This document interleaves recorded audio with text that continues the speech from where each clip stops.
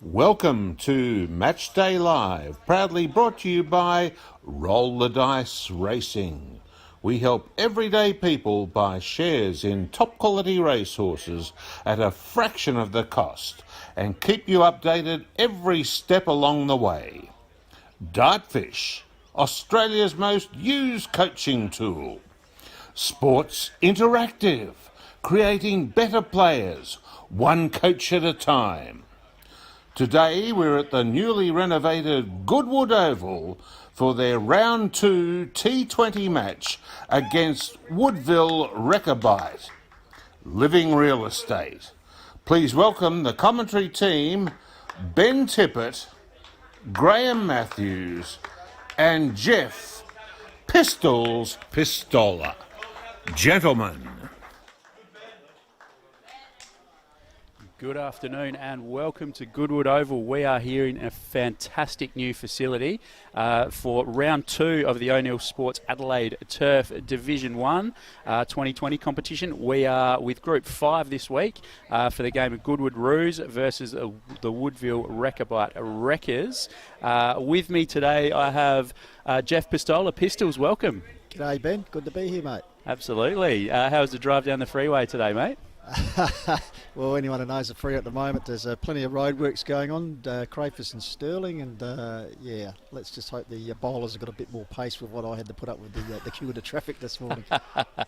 And how's this facility? We've got a commentary box. It's amazing up here. Fantastic. The Taj Mahal, where with the Hills Footy with Dartfish, when we call it during the winter, we do it out of a caravan, so it's like a palace for us. So great to be here, great facility. And I can see they've spent a lot of money, and well done to the club. Absolutely, and it's great to have you with us the first time this year, and obviously a big star of our show Stumps, so great to have you along here today.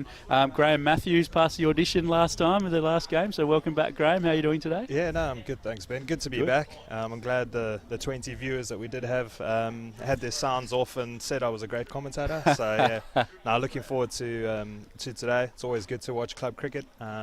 Yeah, I mean the sun is holding out for now. We had a few showers this morning. I live just up the road, so didn't have to go along any expressways or slowways or anything like that today. Just past the 2 buses on my stroll down. But yeah, it's going to be a good day. Absolutely, and I was going to say you live locally. We've set you up not beautifully here. Obviously Goodwood this game and Unley last game, and all your local teams. Yeah, no, we'll pass the sick note when we've got to go far north, past Elizabeth and the rest of it. But fantastic facilities as you guys have mentioned. Quite a big ground on 3/4 of it. There is a shorter boundary towards the tennis court side. Our viewers can't see that at the moment. They'll see that in the game.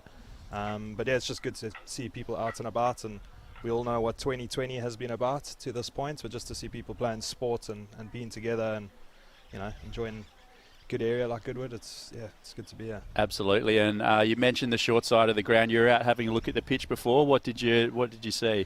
Yeah, no, it's a good track. I expected it to be a little bit slow initially walking down. Just having a look at the game that took place before, it's got good hold, good bounce.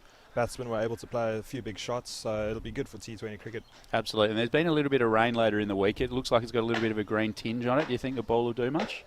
I think initially up front, it will. I think there's a couple bowlers that are meant to have a bit of pace today, so it'll be interesting to see how they go. The old saying is, you put the ball in the right place, it's going to do things. So we'll see how much it does do today. Absolutely, and probably the last game we covered was a bit of a bowler's paradise, and low scoring game, but it was an absolute thriller, wasn't it? So if we get anything like that today, it'll be an absolute ripper. Yeah, it was a spinner's paradise the last game. Yep. Also very slow outfield. The outfield today is it's not as green as the first one we covered.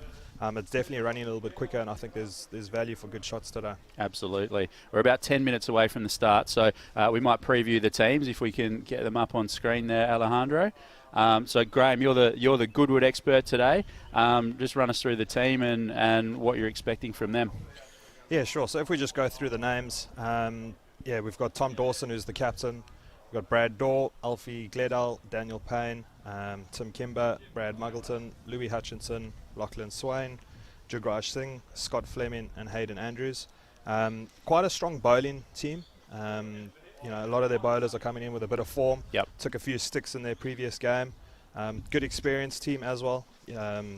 Tom Dawson is an experienced campaigner, so he's been around the block a bit. There are some good players to look out for. Daniel Payne is a name that's been mentioned. Good all-rounder. He got 42 of 34 balls in his last game.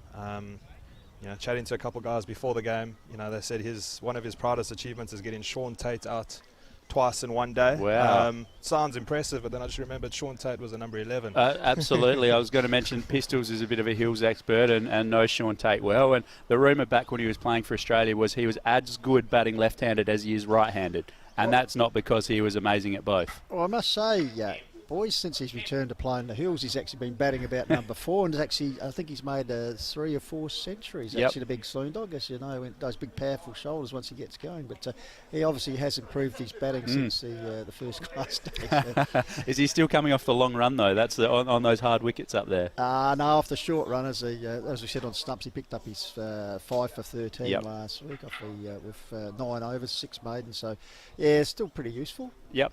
As you can imagine. Absolutely. And obviously Goodwood had a strong performance in round 1. They batted first. They were playing, who were they playing? Fulham. They were 6 for 136 off their 20. As you mentioned, Graham Payne made 42 off 34 balls, so he was probably the leading run scorer there. Managed to hold Fulham to 118 for 8.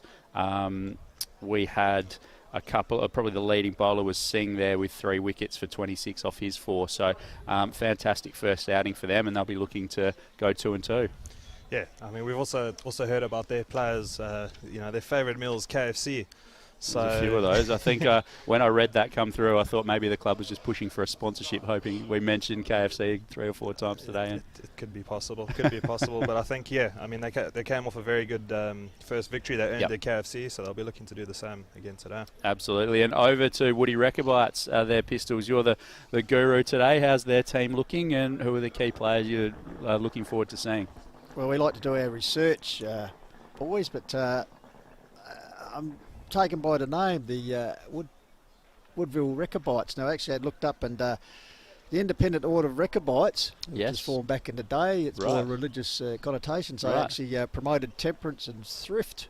So I don't know if that's happening with the cricket club, but interesting. The Reckies. But their line-up today, the captain Josh Rosenthal, Cameron Berendt, Nicholas Berendt, Lachlan Hammond, Mark Noy, Joe Sampson, Tom Telford, Jacob Twelvetree, Harspreet Bashal, Jacob Murchison, and Jatinder Bansal. So, as I said, Josh Rosenthal coming into the game in good form. The skipper led from the front with 94 from his last game, and Cameron Berendt with 39 was also pretty handy with the bat. So, you'd expect. I think they did unfortunately lose the last game. They did. I'll run through that in a minute. You mentioned Rosenthal. He's an ex-Port Adelaide cricketer, I believe. Yes, as his favourite moment in the game of cricket was actually winning a Saka premiership with Port Adelaide. Yeah, I believe that was an A-grade one. Very good cricketer. I was going to say they've been few and far between for the Magpies. So we talked about that during the week, didn't we? Yeah, it would be a rare feat. So, Rosie, at the age of 28, so plenty of experience with him. Absolutely, and it's interesting, isn't it, that players only 28 worked his way back to community cricket from district cricket, and I think we can talk about that on the call, but it's interesting that the hours are probably a little bit shorter and the games are a little bit shorter here, and as you get a little bit older and potentially have kids, it's great to come back and play community cricket. Yeah, as I said, we've got the experience, but I've also got a couple of youngsters. Nicholas Berendt is only 18, and also Jacob Twelvetree, I think under 18s last year, so emerging guys coming through the system for the Reckies. Absolutely, looking forward to seeing them. And as you mentioned, they had a loss. They lost to Shock in round 1. Shock were 5 for 186 from their 20 overs. Probably the pick of the bowlers. There were 2, Nielsen 2 for 26 and Hammond 2 for 21. And didn't really get close in the end. 7 for 168 off their 20. Probably lost a few more wickets, but as you said, Rosenthal 94 and Berendt. How did you say it? Berendt? Yeah. Berendt is the way you went with it. 39. That's fine as long as we're consistent. Apologies if we've got that wrong. Apologise to Mrs. Berendt if she's watching. The parent of Berendt. Yes, but those two were probably the leading run scorers, and unfortunately couldn't get the job done. It looks like no one else got double figures in that game. So they will be definitely looking to bounce back today, boys. Absolutely. Now, being here at Goodwood, Ben, did a bit of research here. Goodwood, I think we were talking a couple of guests early on Stumps about the size of the cricket club, one of the biggest in Adelaide turf competition. Yes. But actually, I didn't realise it's actually formed back in 1927. It was the Clarence Park Methodist Cricket Club. Right. And then the Goody Cricket Club emerged from a amalgamation of Richmond and Clarence Park, I believe. Okay. So the Goody name hasn't been around as long as what we think, but yeah. Very interesting stat. Absolutely. We're just waiting for the toss here to see what's happening. But obviously the weather's pretty important, Graham. You've got the Elders weather app there. A few clouds in the sky. Are we going to see any rain today? So according to the weather app, no. It's just a 5% chance of rain today. If we look in the sky, there are a couple of clouds in the distance towards the hills, just there, just over the trees, so our viewers can see. Not expecting rain. The weather app not expecting rain either. So yeah, no, we should have a good afternoon of cricket. Yeah, as we said, obviously they've got covers here. So the rain that we've had over the last few days hasn't really affected conditions, so it's fantastic that it's not going to rain. Maybe a little bit chilly, a little bit of wind. Would you want to push it? Which end would you prefer to bowl from if you were taking the newie, mate? So we've got a wind coming from the south. Yeah. So for our viewers, when the game is in play, it's blowing towards the tennis court end. So if you were a spinner, you definitely want to bowl into the wind, so you can toss the ball up quite a bit. It is a short boundary that side, so I think bowlers are going to have to get their lines right as well as their lengths, because it is going to be quite an easy boundary option for the batsman. Yes. It is quite breezy. It is a chilly wind. I suppose it's a typical Adelaide wind that we get at this time of year.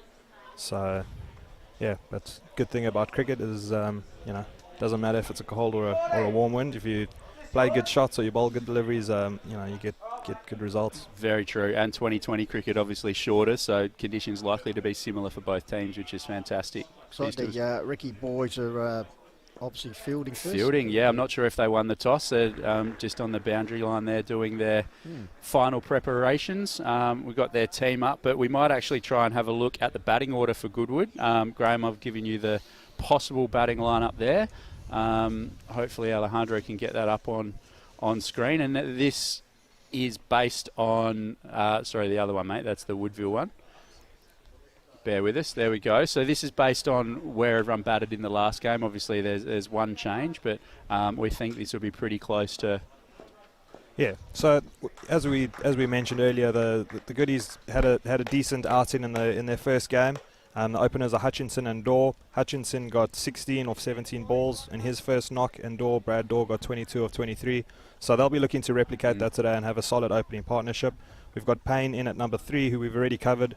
He was their star batsman in the last game, scoring 42. We got Tim Kimber coming in at number 4. He also got a start in the last game with 16.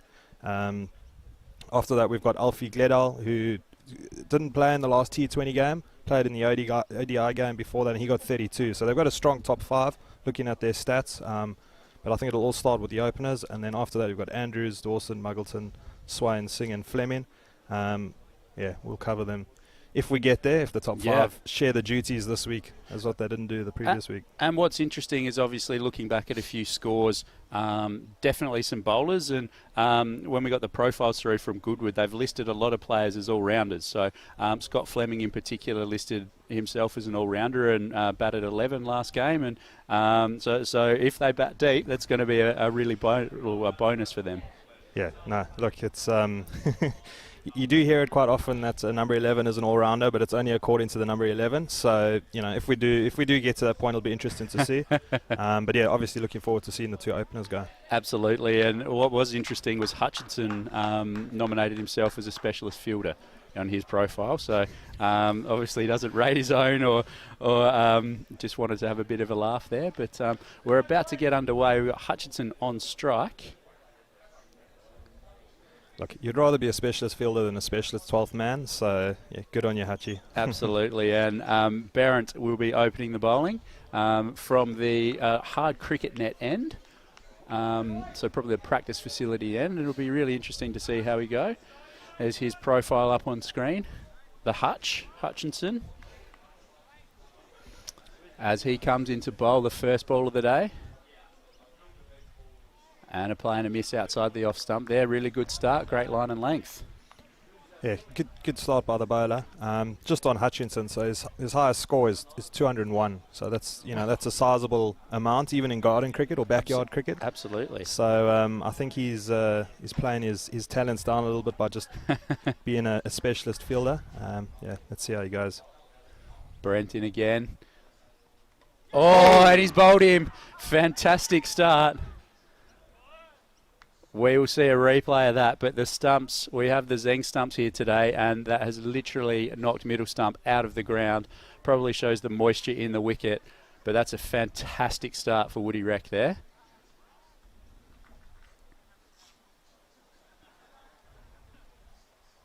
Might not have the replay there, but yeah, fantastic bowling, just running in, hit a good length, top of middle stump, knocking it out of the ground, and they're away.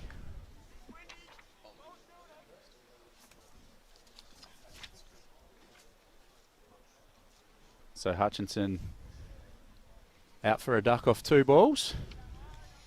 Yeah, it looked like quite a quick delivery, that last one, which obviously something to keep an eye on.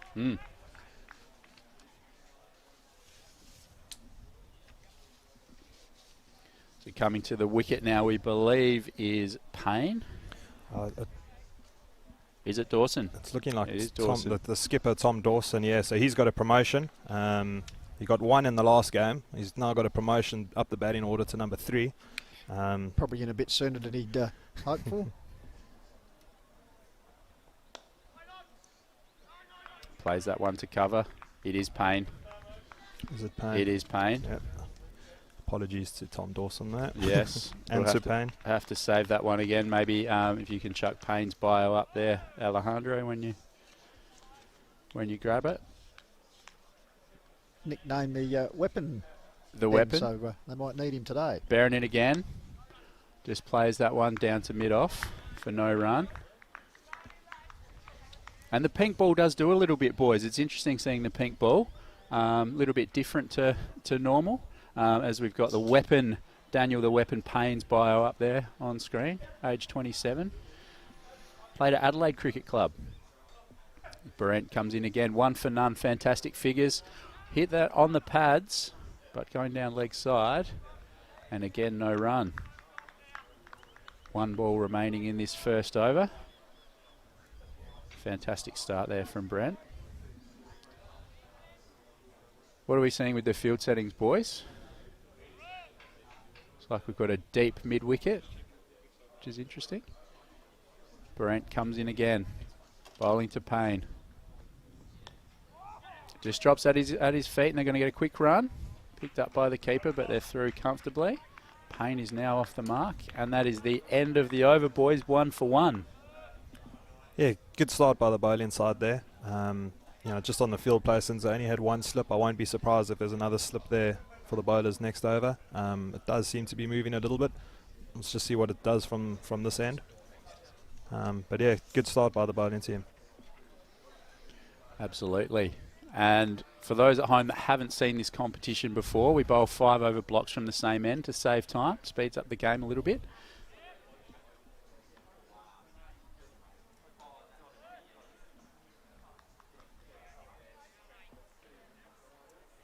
It looks like we've got the Brent brothers bowling in tandem. The left arm of Brent comes into bowl, and that one's just down the leg side, and the umpire calls that one a wide.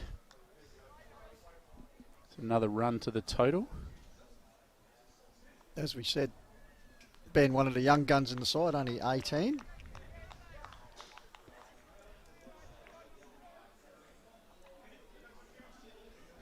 Brent coming in again, left arm over the wicket, down the leg side again. Well played from Payne. Misfield there, and that's going to go for 4. Very quick outfield by the looks. That looked like it was straight to him and maybe took a bit of a skip, and it's rolled away for 4. Yeah, very nice to see the outfield nice and quick and fast, and you know, the value will be there for the batsmen. Obviously, fielders have got to be on the top of their game. Yep. No misfields. I think if it does get through the ring, it's probably going to go through to the boundary. So, good start there for Brent in again. Again, leg side, and that's just worked away nicely by Payne for a single this time.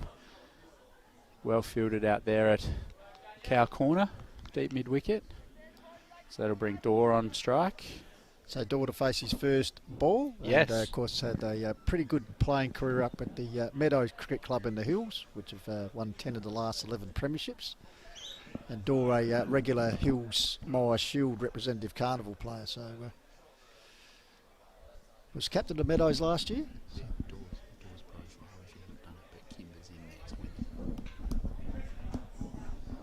So Dorr to face the music for the first time from Nick Barrett. Barrington again, left arm over the wicket, probably suits him bowling to the left-hander, and that's a great shot through the vacant gully region. They did have a third man back, but that's gone for 4. That's a good positive start by Brad Dorr. Just going through his profile before the game, we asked some of the players to list their favourite drinks, and in order of his favourite drinks was gin, vodka and super dry. So I think, wow, you know, goes hard and then slows down. So if his batting's going to be anything like that, we in for a treat. Brent N in again to Dorr, and that one looked quite quick. Good carry through to the wicket keeper, just outside off stump. Dot ball. Yeah, I think that first boundary was just a typical left-hander shot. Anything outside the off stump, they love to free their arms and generally find the gaps and hit it through for 4. Absolutely, and it does look like a very short boundary out that side. And as Brent comes in again, outside the off stump, just punch down to mid-off for no run. Looks solid here, Dorr. And it's interesting the boys have got the white pads on today. It's great to see teams investing in coloured kits, and last game in round 1 we had the coloured pads as well. Brent comes in again. Well played on the leg side, so it's just going to be 1. So whitish mid on. Very good start by Dorr. He's 5 off 4 now. And that is the over. 1 for 12 off the first 2. Not a bad start as far as the run rate goes, boys. What score do you think they'll be looking at? This level of cricket, Pistols? Well,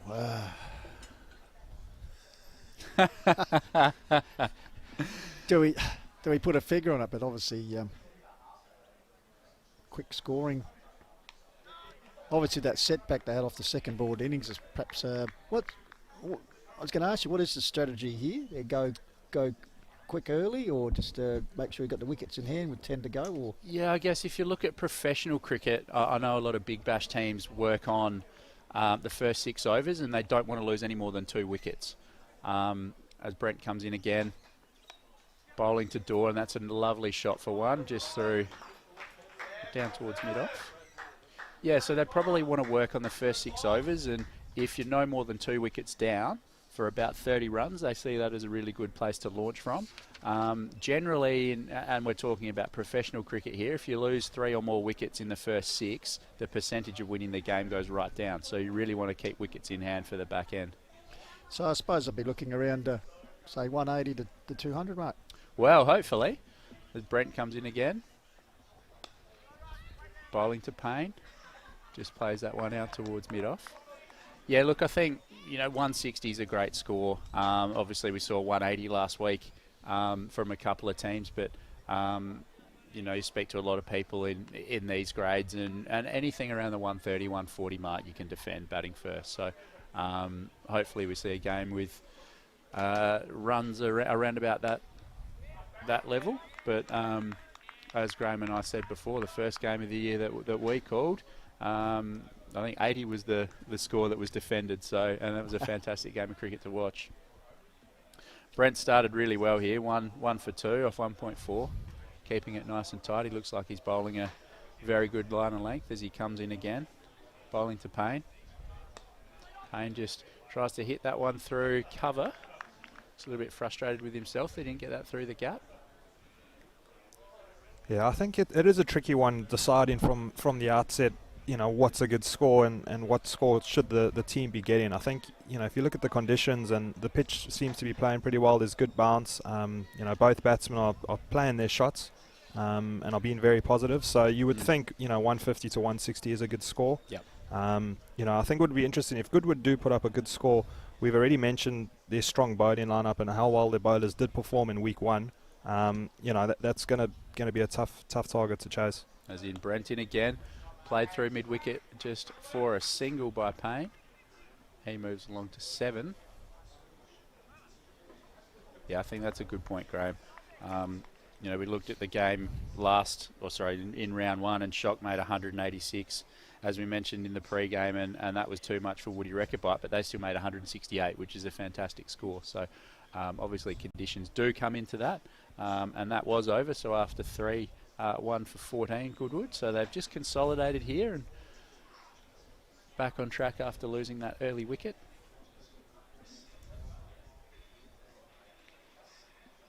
Looks like it's going to be Brent again. N variety this one, Pistols. Yep, younger. Nicholas. He will be bowling to Payne, who is 7 off 10 balls. As he comes in left arm over the wicket. Well played down through third man. That one's racing away. Will it get to the boundary? Batters come back for 2.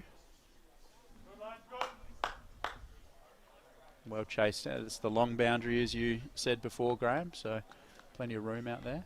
Yeah, if that was on the other side of the field, no doubt that would have been 4 runs. But both batsmen looking very comfortable here, Payne and Dorr. I'll chat to it now. Brent comes in again.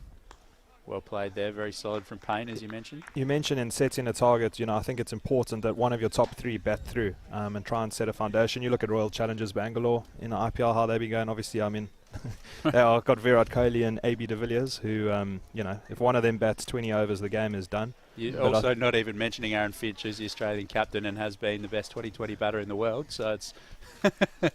I've got other guys who would mention that. Yes, Brent comes in. Almost a nick there. Payne was trying to run that one down through third man again, couldn't connect. But yeah, if one of these two, or if both of them just bat for a sustained period and just keep playing the shots that they're playing, that 160 becomes very achievable. Absolutely. And we probably saw that in the first game where Marion just only lost wickets at regular intervals just as they were getting partnerships. As Brent comes in again. Oh, that's a nick, and that's going to race away for 4. Very good diving effort there from Swain. Couldn't quite get a glove on it. And that's another 4 to Payne.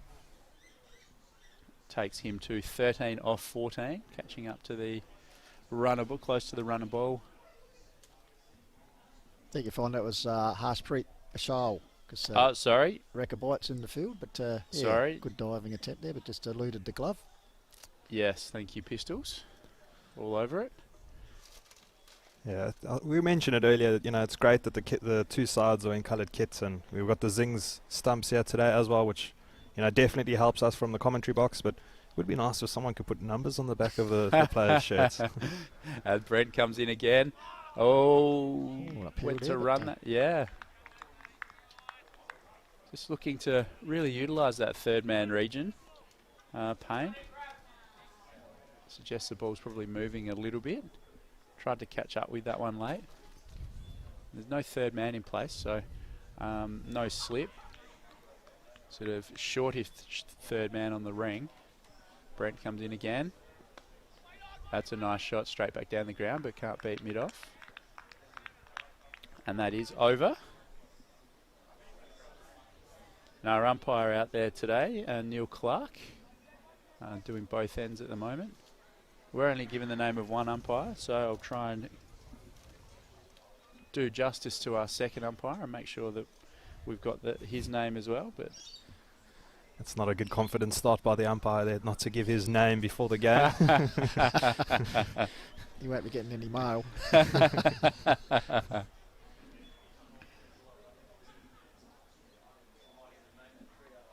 So we continue with the Brent brothers here. Cameron will be bowling this one.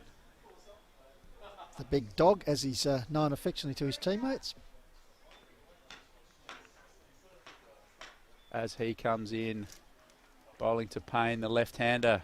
Very well bowled, just short of a length. And was that Door? Brad Sorry, Door, the Door, the left-hander. The asterisk hadn't ticked over there on our screen, so apologies for that. But very nice shot from him, just dropping that down to mid-off for a single and gets down the other end.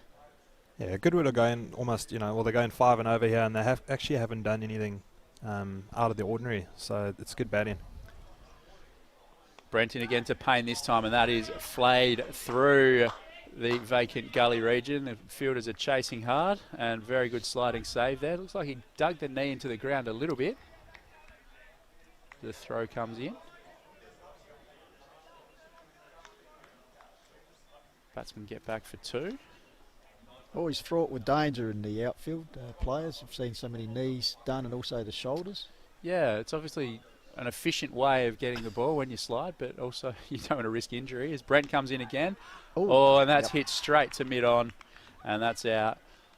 Payne trying to clear the field. They're probably trying to work it through mid-wicket and just picked out the mid-on fielder. So they lose their second wicket now, 2 for 23, as we see a replay of that one. Very quick replay, but virtually straight to him, wasn't it? yeah, it was. Straight into the breadbasket. Easy catch there.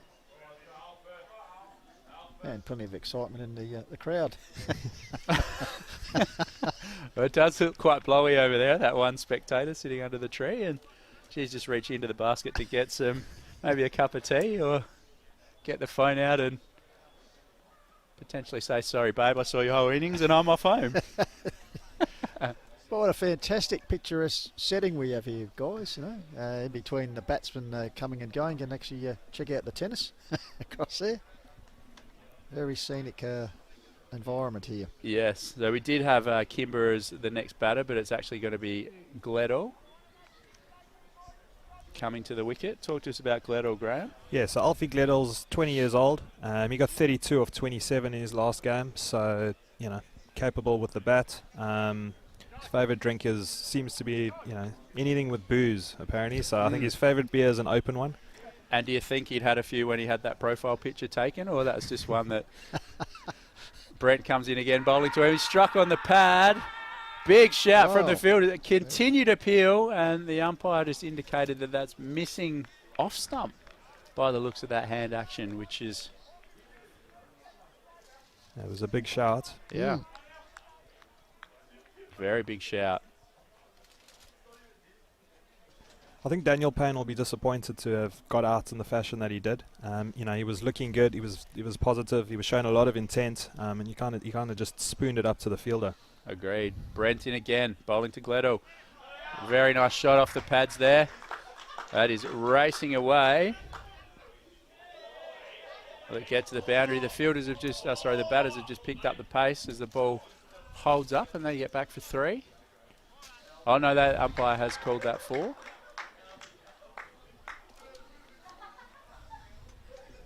It's definitely a long boundary opposite side to the tennis courts where the ball's just gone now, and I think both sides need to watch it, especially in Goodwood bowl. If you get your field placings right with a longer boundary, you can save a lot of runs. So you'd almost look to protect the shorter side, and leave bigger gaps in the longer side because you'd be able to catch the ball. Brent in again and just flays outside the off stump and gets a thickish outside edge, and that's gone down to third man.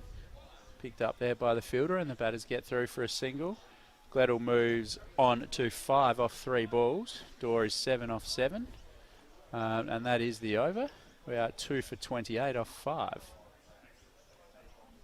So this is the tell-all over here, boys, if we're going with my theory from before. So there would be some professional teams that just want to see this one off, maybe 3 or 4 off the over, and not lose that third wicket. If they were 2 for probably 32, 33, that's a pretty good foundation there. A lot better than 3 for 28. How difficult is it for the batsman? Obviously, the first 5 over block's been done. They changed the ends for the batsman. Say when you're facing up to one particular end, you get used to the scenery around, and then there's a change of vision. Yeah, I think it definitely is a change. Obviously, you're facing the same bowler from a different end at times, and having said that, we do have a bowling change, and Rosenthal is just marking out his run up. But yeah, if you're pushing up into the wind and the carry of the pitch, it's certainly a lot different. So we'll see what Rosenthal has to offer as he comes in. Nice shot there, just down towards mid-on by Gledel. What have you got for us on Rosenthal? Well, as we said, Pistols. he's probably the most experienced player in the side, besides being the captain. As we said, Saka A-grade premiership for Port Adelaide. Loves Netflix and particularly Kingdom. Big Rosie, 28 years of age and in good form with the bat, 94. So I'll be hoping to transfer that form to the ball. And he won't be happy with that one with the misfield there. And you mentioned experience. I think that's spot on. He's coming off 10 steps, not running off the edge of the ring like some of the younger boys. Just the economical that run up there. So he's coming in bowling to Door now. Just gathers a bit of momentum and a lot of shoulder and body in that one, isn't there? Just he's a big boy, strong fella by the look of him. Yeah, for sure. So Door going okay here. He's 7 off 8 balls. Rosenthal into him again. Just tries to play that one through mid-wicket and can't beat the fielder for another dot ball. Spent a bit of time in the junior ranks down at Sturt. Brad Door, or Brad Mann as he's known to his close friends. Is he? And I said he's the reigning premiership captain at the Meadows Cricket Club last year. Rosenthal in again. Struck on the pads, but going down leg side, no run. Because you had the situation where the season wasn't able to be completed through the COVID, so they finished on top of the ladder. So reigning captain. Reigning premiership captain at the Meadows Cricket Club. Is he playing there again this year, or has he moved to Goodwood full time? He's made the full-time move down here, I believe. Of course, we can have guest players in this league, so you do see situations, and we'll talk about that a little bit later as Rosenthal comes in. Played just to backward point there, and they get through for a single. It's acrobatic work by another Passau, knee. Yes, another knee into the ground, and throw was wide, and Passau had to really work for that one. We've got a replay there. Good little flick there. Rosenthal ends his first over, 2 for 30. Yes, we can have some guest players, and we will talk about him a little bit later. But Jack Lukosius actually played last game and has been known to play in this. So you do get the odd AFL player, probably keeping that quiet from their club. You don't want to risk injury, but... Well, I did see a game at the Stirling Oval one day, A-grade game. A certain bloke who has certainly been in the limelight this week for winning the Brownlow medal was along to watch a couple of his old schoolmates play for Stirling, and they had a situation where a bloke got injured, so they called for a sub-fielder, and Lockie Neal, after having had a couple of cans, came onto the field and took one of the best catches I've ever seen, just acrobatic. So no talent doubt. that anything would do with a ball, Lockie do. We've actually got a bowling change here. Telford's coming on to bowl. What can you tell us about Telford Pistols? Tommy Telford, Telf, age of 20, best moment, and this is a pretty good moment, guys. He took 10-4 in a match. He comes into bowl, wide of off stump, and they've got a deep cover out. Very nice shot there from Door, and picks up a single. So 10 for in a match, 10 for in a match, yes. Right, that's fantastic figures. Do we know what he went for? No, it doesn't give that. Doesn't give the figures. Okay. As he comes in again for his second offering. This time bowling to Gledel. And he's got a wicket. Hitting that one straight to cover, Gledel. He's out for 6. Disappointed with that. Here's a replay. Just managed to pick out the fielder. Very similar dismissal to when Payne got out. Yeah. Just kind of, just lofted it into the covers, into the offside. It's just one of those that you walking off, you play the shots 100 times again, and you just kick yourself for just not getting over on top of it and hitting it through the covers. Absolutely. So now they're 3 for 31 off 6.2, boys. And obviously my theory of trying to keep, not lose 3 wickets or more after the first 6 it probably means you shouldn't lose your 3rd wicket 2 balls after that. Graham, before you were talking about the factor of the wind, and we could see in the gathering of the players there after that wicket, the Recce players, some of their uniforms blowing quite strongly in the wind there. So Kimber, the new batsman, to the crease. He makes his way to the wicket. Tim TK Kimber, another creative nickname there, boys. 26 years of age. Junior club Goodwood, so he's been a good club man here all his life. We'll see what TK has to offer. Very good start from Telford. 1 for 1 as he comes in again. Just played down to mid-off there. Interesting in his bio here, Ben, Tommy Telford, his favourite food and drink is beer. So simple man. Diet, yeah. Very simple man there. He comes in again. Bowling to Kimber. Outside the off-stump. Kimber swings and he's nicked that one and he's out. Caught behind second ball. Simple catch to the keeper there, and so he had a bit of a crack at that one. As we see the replay, full replay. Telford, big nick there, an easy catch for the keeper. Telford just on track to another 10 for boys. Yeah, absolutely.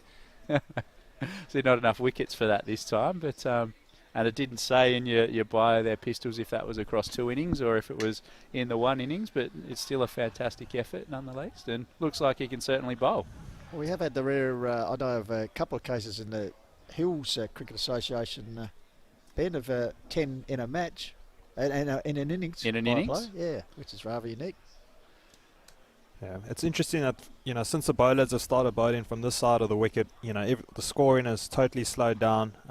The batsmen looking very, very shaken, not playing with a lot of confidence. So I'm not sure if it is because of the wind factor or if, there's just more that's happening from this side of the wicket. I just noticed on Brad Dawes had him as the age of 21. I think he's a bit older than that. Is he? I think he might have put that 28. down as his... my son played a lot of cricket against him in the juniors. There you go. Andrews is the new batter here. What do we know about Andrews there, Graham? So he's got a better nickname, or I said not necessarily better, but a more original nickname. His nickname is Doss. So it's not Hades or Andy or anything like that around his names. Telford comes in, bowling to him, and very good line and length there. And the Doss plays and misses his first ball. But he's an out-and-out batsman. He just faced the 8 deliveries in his last game, scored 5 not out. So, he'll be looking to get a nice score today and add the not out to it, so he's got a good average. His favourite drink's fish sauce. So that's interesting, isn't it? Interesting unit. Telford comes in again. Just played off the hip down to mid-wicket for a single, and Andrews will be very happy to be off the mark. Be quite interesting there, Graham. Watch down the KFC family feast with the fish sauce. It's a good combo. Fantastic start from Telford there, boys. 2 for 2 off his first over and 4 for 32 off 7 Goodwood. So after a reasonable start, probably in a little bit of a hole at the moment, so probably just need to consolidate for the next couple. Yeah, I think, after the first 5 overs before they changed ends, they had 30 runs on the board. 2 overs later and they 4 sticks down and, they've lost two wickets in the last 2 overs, but now 4 sticks down and they've only added 2 runs to that total.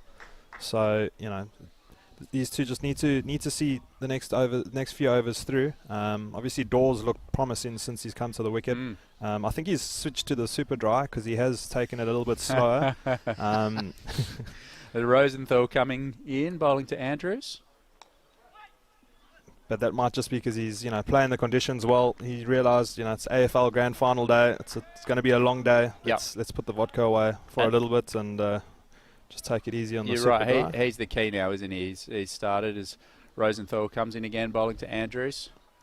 Tries to flick that one across the line, struck on the pad, and they're going to scurry through for a leg by. So, enthusiastic appeal there, but it was turning it down. It was.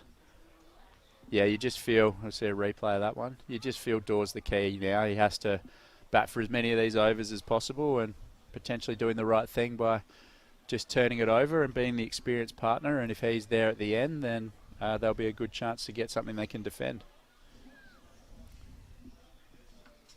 Rosenthal into Daw this time. Lovely shot there. Couldn't beat the point fielder, and they scurry through for a single. It looked like he was really happy with the way he hit that one and just called yes straight away and potentially didn't realise it was straight to the fielder, or maybe he just knew, picked his fielder perhaps. I think he's trying to get his age to get marked down again, and he's showing that he can take the quick singles, and he is a 21-year-old, although the form says 28. Absolutely. Rosenthal into Andrews outside the off stump, just lets that one go. Umpire looked closely about putting the fingers out for a wide, but lets that one go. Looks like Rosenthal bowled one off the long run a little bit earlier this over. He's back to the short one, so just changing it up as he comes in again. Lovely shot there to mid-off. Couldn't beat the fielder, and slight misfield, but still manages to save the run. Wily competitor Rosenthal by the looks of things. As he comes in again. Andrews on strike. It's flicked off the pad. Scurry through for a single, and it was off the pad for a leg by. One as a batter, you always feel like you should get a bit of wood on, particularly with the fine leg up, and help yourself to 4. Another good over from Rosenthal. None for 3. His figures off 2, and we're 4 for 35 off 8.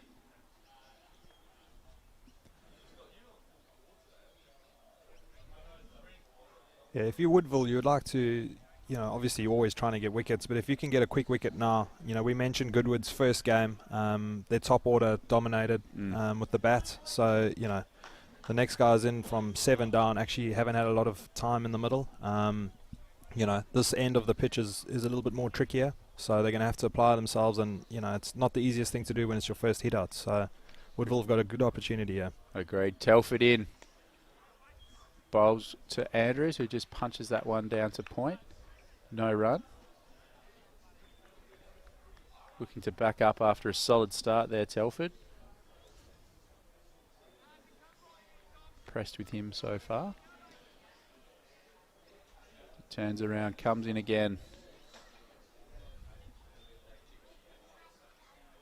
Oh, big swing from Andrews. Didn't connect, and keeper just asked the question, but didn't have a lot of support from the fielders. And speaking of the fielders, what have we got out there, boys? I've just noticed we've got a long on and a deep cover. 2 for 2.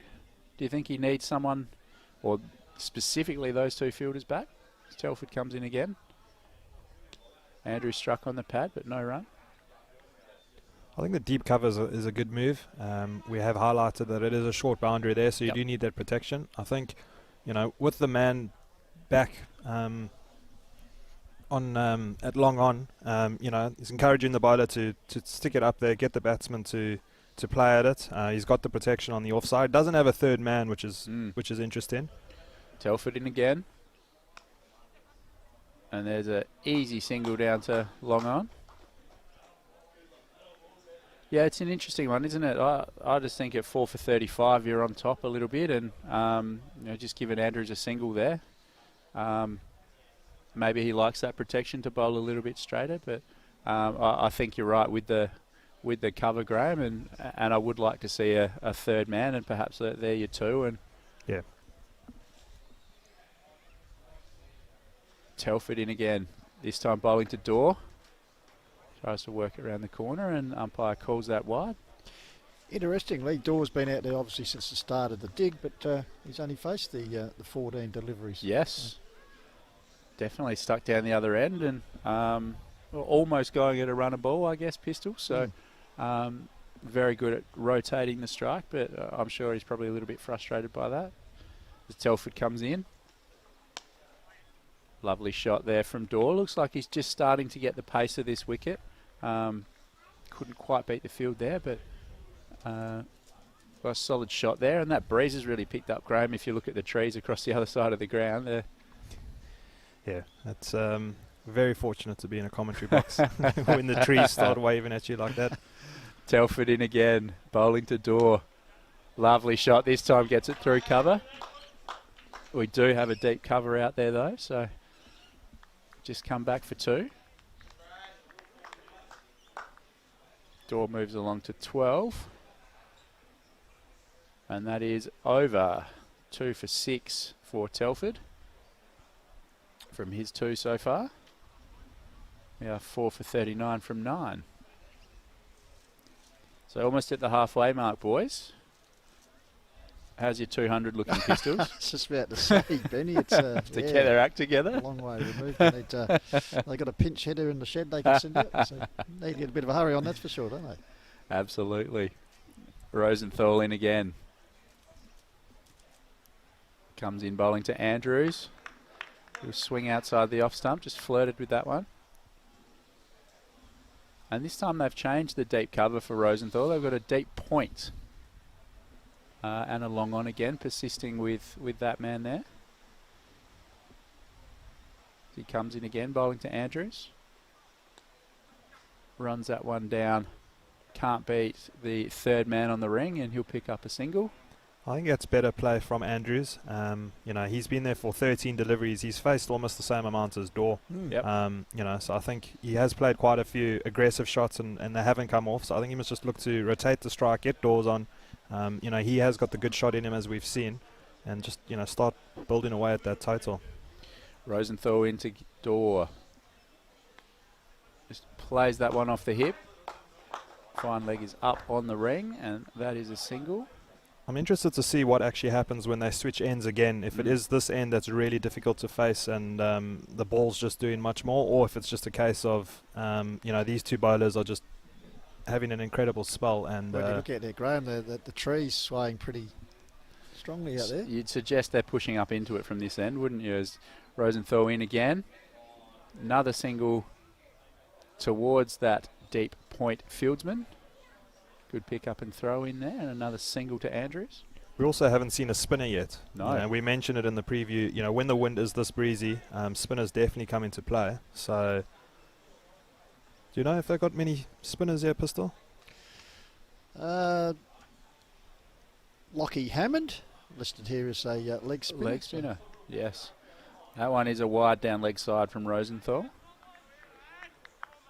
And that's good batting. It probably is an underrated skill. They rotated the strike really well this over, and the bowler just missing his line there and pushing down leg side. So fantastic from the batters, starting to build something as Rosenthal comes in again. Almost put the commentator's curse on. Flirting outside the off sub. I'm glad he didn't nick that one. He's looked good, Dorr. He's got to go on with this. I was going to say, he's come down here with pretty good credentials as a very reliable opening batsman. Rosenthal into him. Another quick single there. As I mentioned, played numerous times for the Hills comp in the Myers Shield, which is the Florio Championships against Murray Towns, Kangaroo Island, Great Southern, and he's been a regular fixture there. And once again, as an opening batsman, and just building the foundation for our said Hills is half of the Meadows team, given their run of success at the 9 flags in a row. There was a fair complement of the Meadows boys, and Dorr was one of the leading lights. Absolutely, and we're 4 for 44 off 10. A change of ends again after the second block of 5. And isn't that great about the Adelaide Turf competition? Obviously, you've got someone like Rosenthal who's played District A-grade cricket, coming up against Dorr who's played in the Hills League, sort of something in between, and fantastic to showcase different skills from different competitions, Pistol. And I tell you what is great too, if you can't get along to the game, you can sit home and watch it on Dartfish. Absolutely. Everything's all covered. Absolutely. Particularly today, a good lead into the grand final tonight. Yeah. Definitely, and I would suggest, boys, that they were pushing up into the breeze because Barrett is back on. Faster bowler coming downhill with the breeze as he bowls to Dorr, and he's just played that one to third man. They'll pick up a single. Definitely looks like you're bowling with the breeze at this end, and great that the experienced campaigners have said we'll push up into it, boys. You young, quicker fellas can have the breeze downhill.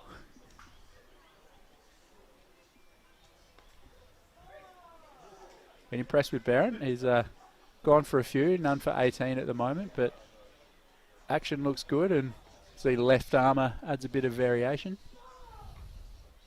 He comes in again. This time bowling to Andrews.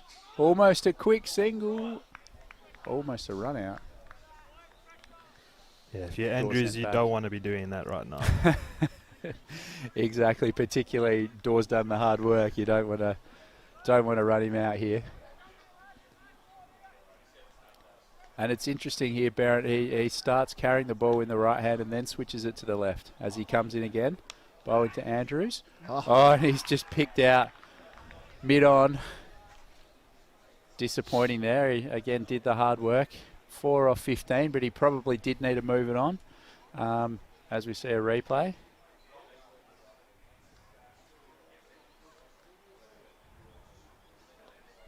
Just lofted that one, didn't he? Looks like the batters are really struggling to hit over the top today. I'm not sure if that's just the ball holding in the wicket a little bit, just not coming on. So good work by the Barrett family. I'd suggest Ben with Cameron having the 2 wickets, and then Nick getting his name in the book now with that wicket there.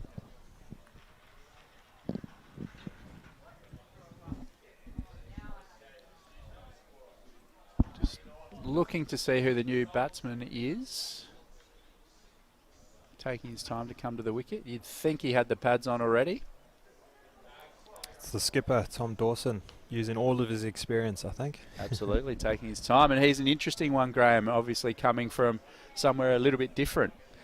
Yeah, so he's from the UK. You know, his home club... Eckington, which I actually haven't heard of. No. To be honest with you. But, you know, he captained them to an ECB premiership. So, you know, he's got some leadership credentials. He's 37 years old, so... whether it's cricket or life, he has been around the block a little bit, so you know he'll add quite a bit of experience. He'll know how important the situation is now that he's got to feed the strike to Daw and get it ticking. 5 for 45 after 10. You know, it's they can be in quite a dangerous position if they lose another one now quickly. So still plenty of overs left though, aren't there, boys? Yeah, there is.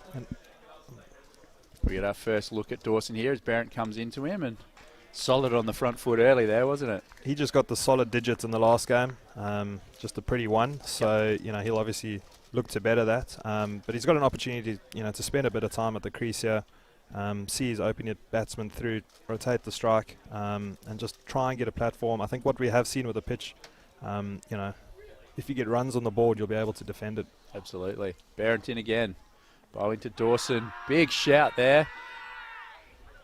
Turned down by the umpire. It'll be interesting to see if that is a leg by or if they're maybe an inside edge.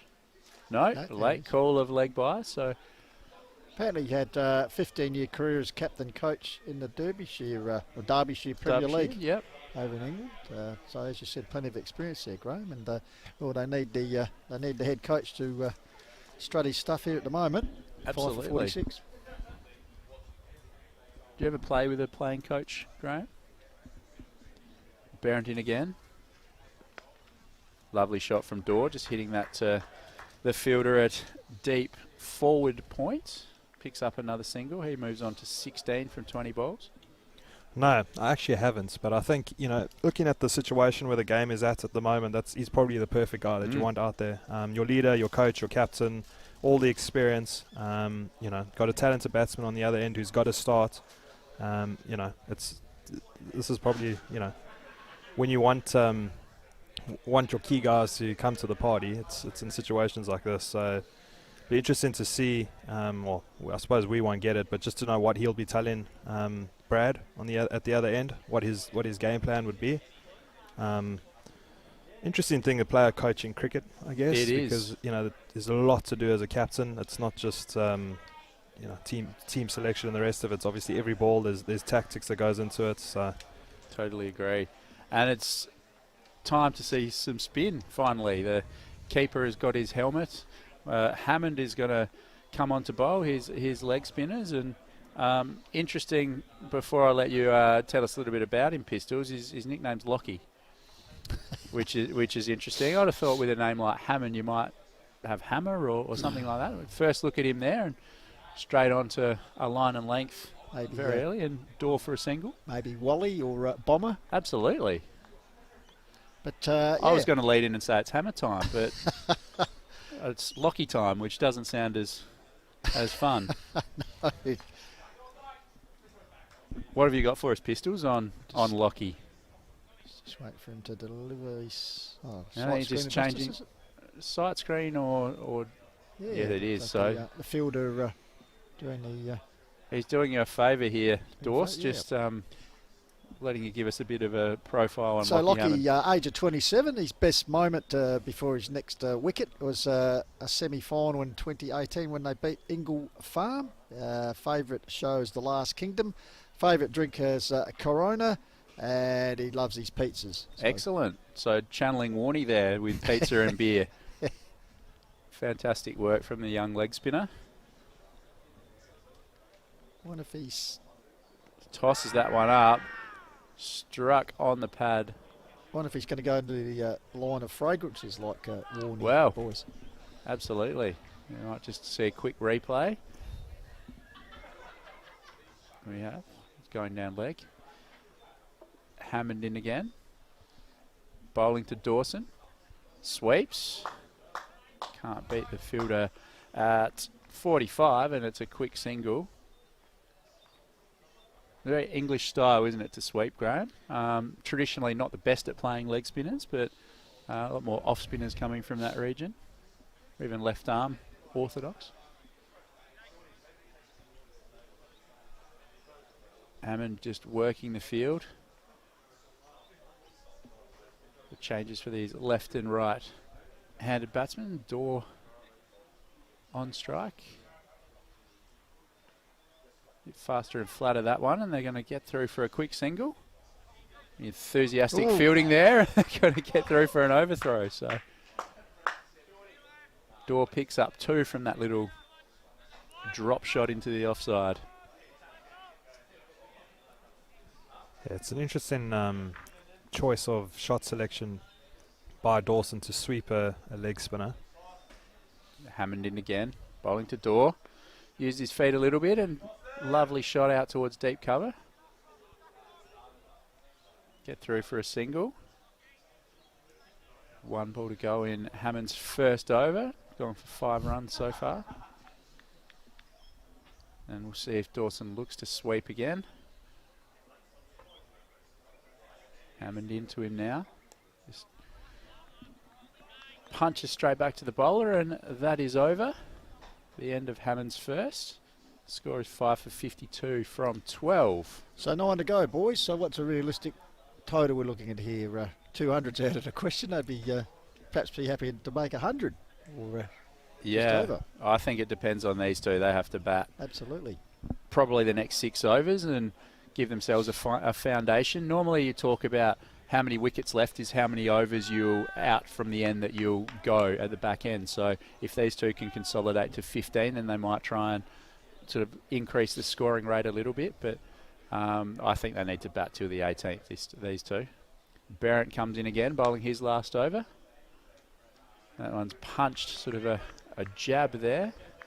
Yeah, I think 100. If they can get to 100, they have done exceptionally well. You know, I mean, the bowlers have given nothing away. You know, I'll be surprised if another new bowler gets added to the attack. I think the 5 that they've gone for have all done a really good job. Barrington again, bowling to Door. Can't beat cover. So I'm not sure who there is to actually go after. It would probably have to be the spinner, but you know, he had a good tidy first over. Yep. You know, I think 8 overs to go. If you can get 4 and over, you know, it's 80, 85. Barrington again. That's a lovely shot from Door. Again, that sort of deep extra cover fielder or forward point fielder. Been quite busy today. 1 run to Door. He's 21 now from 26. Dawson on strike. Yeah, I think Goodwood would be happy if they could get 90 or above. considering everything that we've just spoken about. Totally agree. Barrett in this time to Dawson. Adjusts his stance just before the ball's delivered and trying to throw the bowler off his length. Drops it at his feet for no run. But I think Pistol, the bowling team, would obviously have a different target in their mind. They would probably be looking to chase no more than 75 maybe.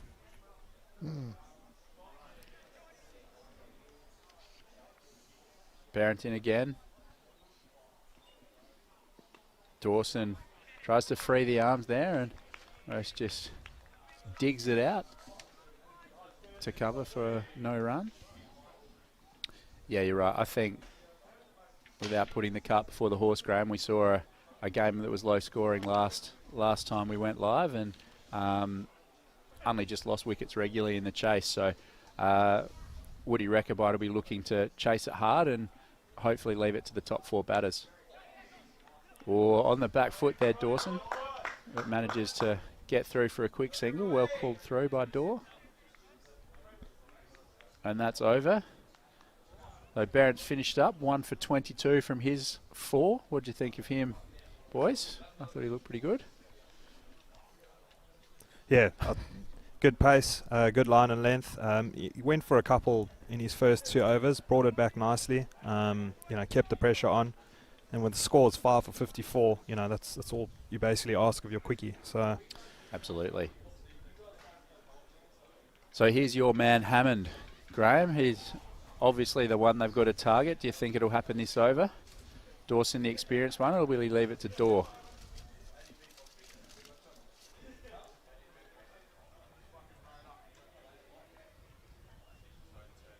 He's unhappy about something.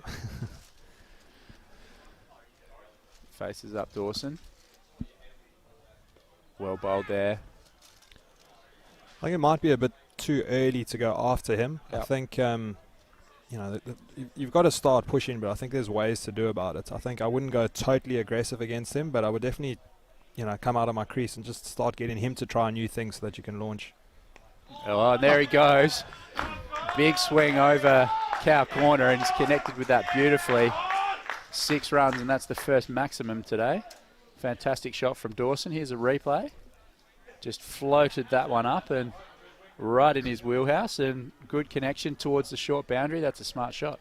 The lone spectator there was a bit worried the ball might fall out the tree on the nod. Don't worry about the magpies diving into the cricket balls. Glad she didn't leave earlier. So that's what we want to see, upping the scoring rate. Absolutely, and as a spinner, how do you come back from that? Let's see what Hammond's got as he comes in to bowl to Dawson. A little bit quicker and rocks back and see if that was it is a bye.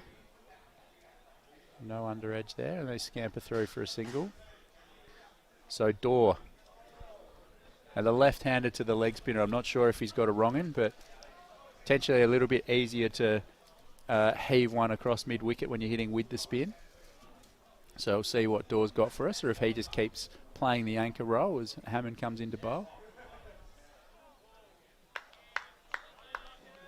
Short ball, and Daw tries to hit that off the back foot through mid-wicket, and looks like it didn't bounce. Hammond in again. Daw can't beat the fielder at mid-wicket. I think Hammond will definitely enjoy bowling to the left-hander from this end because it's a long boundary on the leg side. Yep. Comes in again a bit flatter. Daw uses his feet and punches that one to long off for a single. Smart batting. And that is over again, boys. So we are 5 for 62 off 14. So 6 overs to go. So now equalled his score in the first round of the T20 Daw when he made 22. So on occasions it was off 23 balls, so a little bit slower. 22 off 29 at the moment. Probably needed though, pistols obviously in this situation. Yep. So Dawson freed the arms last over. It'll be interesting to see if he continues to play that role, if Daw is going to play the anchor, but Daw on strike now. Telford. I think Telford back on, yeah. Yep. Bowling down breeze, which I'm sure he'll appreciate. Hopefully he can get the pace up a little bit, but Obviously, with 2 for 2 off his first over, it obviously worked for him pushing up into it. So we'll see how he goes as he comes in bowling to Dorr. Oh, that's a lovely shot. Couldn't quite beat. Oh, couldn't quite beat. Short, fine leg, and picked up brilliantly. Throw at the bowler's end and just scampering through their Dorr. Looked like he connected with that quite well, but couldn't beat the fielder. He'd be disappointed with that Dorr. The fielder being up. Dawson on strike. Telford just adjusting his field. Long on going back. As he comes into bowl. Oh, and that's beautiful bowling. Singer. Top of off has been pushed back. Actually, top of leg by the look of things. So, may have seen back. We'll have a look at the replay there. Beautiful bowling. Dawson just adjusted his stance again, as you can see in the replay. And yes, top of leg stump. So Dawson out for 9, trying to move things along. They are 6 for 63.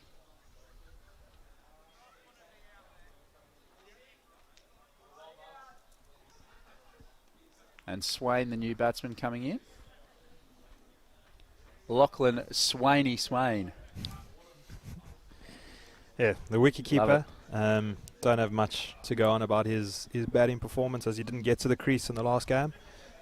Generally, when a wicketkeeper bats at number 8, you know that he's a nuggety player. He's going to dig deep. Will be inventive in his shots. So, looking to see how Mr. Swain goes. Very good salad from the profile picture there. Just taken after training with the cap off, maybe.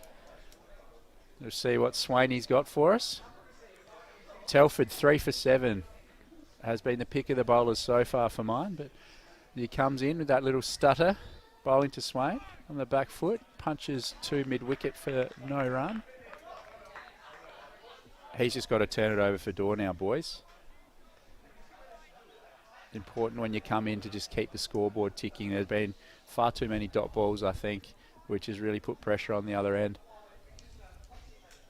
Telford comes in, bowling to Swain. Digs that one out and again can't beat cover.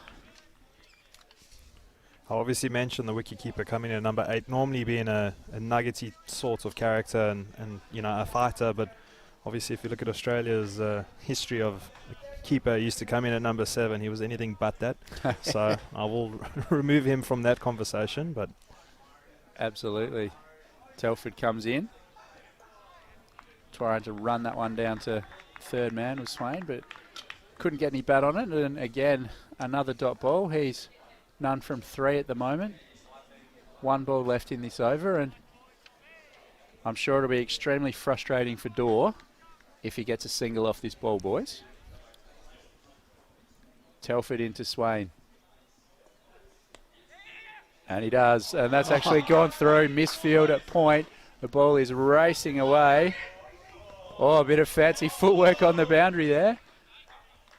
And they've managed to get 3. So slightly less frustrating for Dorr, I would have thought. Swain picking up 3 runs, but he does retain the strike. But he has gone to 3 from 4 now, so catching up on the all-important runs per ball. And we are 15 overs gone, 6 for 66. So 5 overs to go, boys. yeah, we're back to the end now where a lot of the wickets took place from. It'll be interesting to see how the leg spinner goes from this end. This is probably the end that I would have bowled him from. I do think having Dorr at the crease probably had an effect on the captain's decision because, leg spinner bowled into a left-hander with a short boundary on the leg side. Might have put him on the other end, but he'll be bowling into the breeze now as well. So, but he's not going to bowl the first one by the look of things. So, Big Rosie. Yep. See his preferred end, Rosenthal. None for 8 from 3, so he's got 1 left. And I think we'll see Has Cam Barrett got one more? Just have a quick look through, see who we might have close out. But we're with Rosenthal, bowling to Swain. Can't beat the short fine leg. Yeah, Yep. so Cam Barrett's got one over left. This is Rosenthal's last. Telford has one and Hammond has two. So you'd expect Hammond to bowl the next one.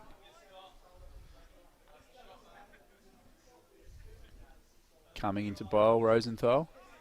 Again, Swain can't beat the field for a single. Yeah, I think the worrying thing for Goodwood is that it's another dot. You know, not only is it another dot ball, but it's another ball that Dawes not on strike. He's only faced 30 deliveries in the whole innings. You know, so Rosenthal in again. Or going deep in his crease there, Swain trying to heave that one to the leg side, but again couldn't connect.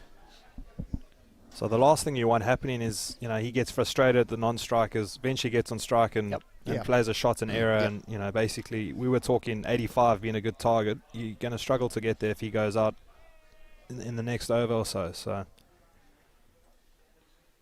Rosenthal in again. Swain again going deep in his crease, and this time might have just been off the hip. Yes, it is a leg bye off the thigh pad. Get through for a single, and Dorr back on strike. Only 2 balls to face this over for Dorr if he faces both of them. So if you're Woody Rechabite, give him a single. I think it's might be interesting to see Rosenthal with all his experience, if that's what he does. it's a good shot. Very good shot. And perhaps experience there. I think that's Telford in short. Just maybe said, I'll just get a hand for that one and let you through for one there, Dory, and you can be down the non-strikers end again. 1 ball remaining though, isn't there? So There is. Give Swain the single on this one as well. Yeah. Rosenthal comes in again. Bowling to Swain. Oh, a bit more pace on that one. Yeah, Good push carry. it Can't get bat on it. Was trying to fillet that one over the gully area. Let's see a replay of that one. Just looked like a little bit of an effort ball. A short ball there. And that is over. So Rosenthal finishes none for 9 from his 4 boys. Fantastic economy rate there. I think he'd be pretty happy as a skipper at the moment. Obviously their turn with the batting to come, but their last in the T20 series in round 1, they actually conceded 186 runs, Ben against Sock. So as said, the skipper would be happy. I don't think that tally would be that great. No. At the moment at 6 for 68 for sure, with 4 overs to go. So Dorr is the key here, Graham. What would be his mindset at the moment? Well, start to take risks, or Hammond's got none for 12 in his 2. He has to be the bowler that they attack, especially for the left-hander facing a leg spinner with a short boundary. He comes in. Lovely shot from Dorr. Running hard. They want 2 here. Pushing for it, and they'll get back. Right. Fantastic running. Dorr moves to 26. Yeah, it's good running. That was good play by Dorr. Acknowledge that it was the long boundary. The fielder is deep on the long boundary, so I want to say an easy 2. They did have to move, but Hammond in again, bowling to Dorr. Oh, he's shelled that straight to cover. Unfortunate from Dorr there. He'd done a lot of hard work and just a key wicket at a key time, boys. Obviously a little bit frustrating there. He probably wanted to move things along from his point of view and couldn't beat cover, and fantastic bowling from Hammond. Yeah, I think he just didn't see enough of the strike and, you know, kind of created his own monster in a way, where he just felt that every ball had to go for a boundary now. It is good bowling. He bowled to his field, put it on the offside, was spinning it back, you know, so took the short boundary totally out of play. And, you know, got the batsman playing away from his body and got his man. So, you know, his figure's now 1 for 14. They look all right. We said he's the one that needs to be targeted, which the batting team seem to agree with as well. But, you know, he's come out on top, so well bowled. And Singh coming in now, boys. What do we know about Singh? I know that Singh's a bowler. Yeah. He's their main bowler. So, you know, he batted number 10 in the last game. He's got a promotion up to number 9, so maybe he's had a good net session. And I love the nickname too. Yuvi. Yeah. Yeah. Obviously, after Yuvraj Singh there, we'll see what he's got. If he can bat anything like Yuvi, we're in for a bit of a treat. And he does the right thing, gets off strike the first ball. As you said, more renowned with the ball there, Graham. Pretty handy, 8 for 14, best figures. So Yeah. looking forward to seeing him in action later. Lovely shot from Swain there. The ball just dropped short from Hammond. Pushing for 2. Get back comfortably.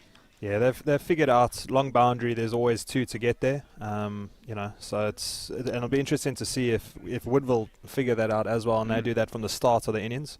It is going to be hard to chase down a low total on this pitch, so it's small things like that count. Hammond in again. Just using his feet there was Swain. Punching it down and no run.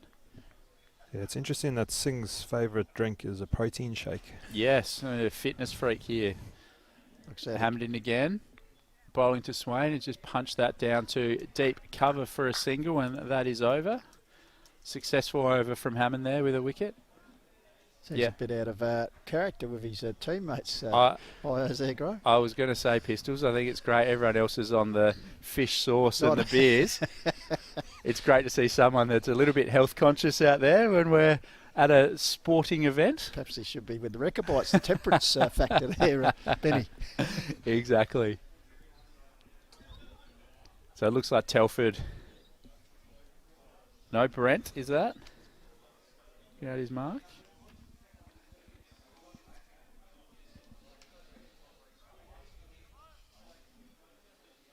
It is. Brent to bowl his last over. Currently 2 for 11. Fantastic figures from his 3. So he'll be looking to finish well as he comes into bowl. Swain on strike. Lovely shot there. Just swinging it over towards the leg side. Fielder's pushing for 2 again. They get back comfortably. Good from Swain. Interested by his pre-step. It looked like to me earlier he was going deep in his crease, but he's done that the majority of balls. So back and across might just be his preferred pre-step. Yeah, and a flick of the wrist onto the leg side seems to be his favourite shot too. Absolutely. Brent in again. Again down the leg side, and the umpire's called that wide. And boys, I still can't find out the name of the second umpire, so we've only got Neil Clark. Hasn't been updated, the second umpire, so pretty sure that's our man at square leg who's Swain just drops that one to cover. The fielder throws it, and they might come back for a second, and they do. Interesting spot of fielding there, wasn't it? It was. Probably didn't expect one to him there. It just dropped almost straight to cover and managed to get through. Good shot for 2, Graham. Yeah, they're picking up the runs now in an unorthodox way, but the scoreboard's ticking. Absolutely. Brent in again. Very good from that. That's a lovely shot. Little flick shot, and again they're going to come back for 2. Yeah, and Swain's doing well. Yeah, he's digging in. He's doing the typical wicketkeeper number 8 role that we spoke about when he came to the crease. I mean, we did judge him up front for it, but he's playing it perfectly. And you look at players over the years on the international scene that bat like that. I mean, Dhoni obviously had fireworks, but Brent in again, bowling to Swain. Oh, there's a chance for a run out at the bowler's end. Doesn't hit the stumps. Bowler couldn't get back. Would have been all sorts, I think, if that had hit. I think you're right. Singh managed to get back. Here's a quick replay of that one. Clipped it straight to the fielder, Swain. Singh was off, and he would have been out by a long way. Brenton again. Tried to flick that one off his hip. We don't have a fine leg back, so really missed out on an opportunity there, Swain. But you're right, Graham. I think these two, they've had the intensity between the wickets, and the scoreboard's been ticking. We're already up to that 80 mark that you mentioned could be quite tricky, and there's still 2 overs to go after this one. So never know, they might get to 100. Brenton again, bowling to Swain. Can't beat the fielder. He'll be kicking himself with those last 2. that fielder's quite close, sort of at backward square, and big opportunity missed to score a couple of runs. So we've got 2 overs to go. Hammond has one more, so I think he'll bowl this one. Yes, he will. And then Telford going to bowl the last one, I think. Yeah. So I mean, we've agreed that Telford, was the best bowler in the pick. So you don't really want to have to go after him. So this is the over, I think, where you can push to that 3 figures as a score. You look to try and get 10, 12 off this over at least. Ideally more, but. And I think Mr. Protein Shake will be eyeing this one up too. Hammond, and he does. He's charged down the wicket, Singh. Just had the sand wedge there and punched it up in the air and hung up there for a while, but the fielder couldn't get in. And luckily for Singh, it's fallen short, and he's got a single, got down the other end, and be interesting to see what Swain has for us as he faces Hammond now. Charges down the wicket, good connection. Can't quite beat the fielder back on the ring at mid-off and through for another single. At least their intent is there. Absolutely. They've gone for him for the first 2 deliveries, so I think the next one's going to be a big one. Interesting to see if he holds his nerve here, Hammond. He comes into bowl. Singh charges down the wicket again. He's connected with that one. The fielder's back. Is it over his head? It is. A 6 from Singh. Bit of good Nostradamus work there, Graham. Absolutely. I've called 10 and I've only got 1 right, so I'll take it. I think Graham was just as nervous as the batter there as the ball was hanging in the air, but it managed to sail over long off's head, and 6 runs and a beautiful shot from Singh. His little cameo, 8 from 3 so far. 7 for 89, 18.3. Yeah, Pistol, that's the one that you tell your mates about. I said it was going to go for 6 and it did. But, good shot by Singh. And, you want to follow it up with another. Don't get stumped. Oh, he has. He's got good connection with that. Can't see if it's just fallen short. Oh, and it's fantastic. Fielding on the boundary there, we think. Done. Good team effort. They've managed to come back for 3. It fell in short. Here's a replay. Hopefully we can see the fielding effort. A big shot from Singh. Body's going fallen in. That is a fantastic stop brilliant. From the fielder out there. Saved a run. It's hammered in again.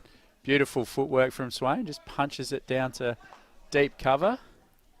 1 ball left in the over. We're already up to 93. I reckon Singh's not going to hold back with this one, boys. Yeah. I don't think he's punching this for 1, but yeah. I think your stump-in call might be in play here, Ben. Well, I think he's going to come out the crease. Hopefully Hammond just bowls it a bit slow. We'll see what he's got. Bit quick. Oh, he's gone the reverse. And he's actually got something on it. That's innovation at its best from Singh. Probably the reverse pull there. Has he got something on it? No, he hasn't. It's biased. He managed to distract the keeper. He's picked up 2 for it. So an eventful over. We have 1 to go. 7 for 95. 100 is definitely on the cards here, boys. Swain is 14 off 20. Singh 11 from 5. Just a cameo. So within 5 runs of that triple figures, which I'll be probably happy. It's just a psychological thing. I'd suggest, Graham, to have the 100 up there on the board. Yeah, definitely, especially if you're a strong bowling lineup. You just point to the scoreboard and tell the other team that's what you've got to get. It's not that easy. No. But, as a chasing team, I think if you look at Swain and Singh, I know he's hit the big 6, so, he's on 11 and one scoring shot is more than half of his runs. But, Swain's dug deep. He's been a little bit unorthodox and he hasn't cared if it hasn't been pretty. He's just got the 1s and the 2s and has pushed the rate. And, yeah, like you said, you look at the scoreboard and it's 7 for 95, whereas, 4 overs ago we were thinking 70 was going to be a good score. But as our man Telford comes into bowl, he will be tough to score off. Singh on strike. He's shaping up to ramp. Sorry, that wasn't Singh, that was Swain. Tough shot to play at this level, the ramp. I think, obviously, where the ball or what you're trying to do, but bowlers potentially not always hit the hole as they would like. So you do put yourself in danger. The interesting shot selection there from Swain. He's just got to keep getting bat on ball here as Telford comes in. Swung away. That is a lovely shot, but he cannot beat the fielder, and it's straight down his throat. Thought he picked up nicely there, Swain, but that is the long boundary. Here's a replay. Reasonable connection and did not have to move in the deep there. Fantastic catch. Good work by our cameraman. Fantastic shot of that one. And they lose another wicket. And now 8 for 95, Goodwood. 5 balls to go, more importantly. Can they get the magical 100 on the scoreboard? That is the question. But I think the good thing about that one is now Singh's on strike. So he did the right thing running hard. Fleming is the new batter. What do we know about Fleming? So, Flem. Yep, Flem. Although that's a tough choice for a nickname with the first name of Scott and surname Fleming. True. It's not Scotty. Scotty. Or Yeah. So, no, I like that. He's a number 11, although he is an all-rounder. So, I don't know if he filled this in or if his coach did. I'm guessing it was him. Telford in. 4 for 10 bowling to Singh. He has a big chance of a 5 for. Big swing and a miss from Singh across the line. That looks like his scoring shot. It was a little bit full for that one. I'd certainly be pitching it up on the stumps if I was Telford. Because 10 in a match for Telford in the past, so he'd be happy to get half of that in a T20. It'd be very good figures, as you Absolutely. said. 4 for 10 at the moment. 3 balls to go. Still on 95. Hasn't gone for a run this over. Telford into Singh. Big swing. Good connection. That one's straight. Are they going to come back for the second? They are. Will they get there? Yes, they will. Good running from Fleming. Hasn't faced a ball, but done a good job to come back for 2 there. They move to 97. 2 balls to go. Can Telford get 5 for? Can Goodwood make 100? Telford in again, bowling to Singh. We know he won't hold back. Gives himself a bit of room. That's a fantastic strike. And there... Oh! That's a... Wow. Very, very interesting, well-connected shot from Singh.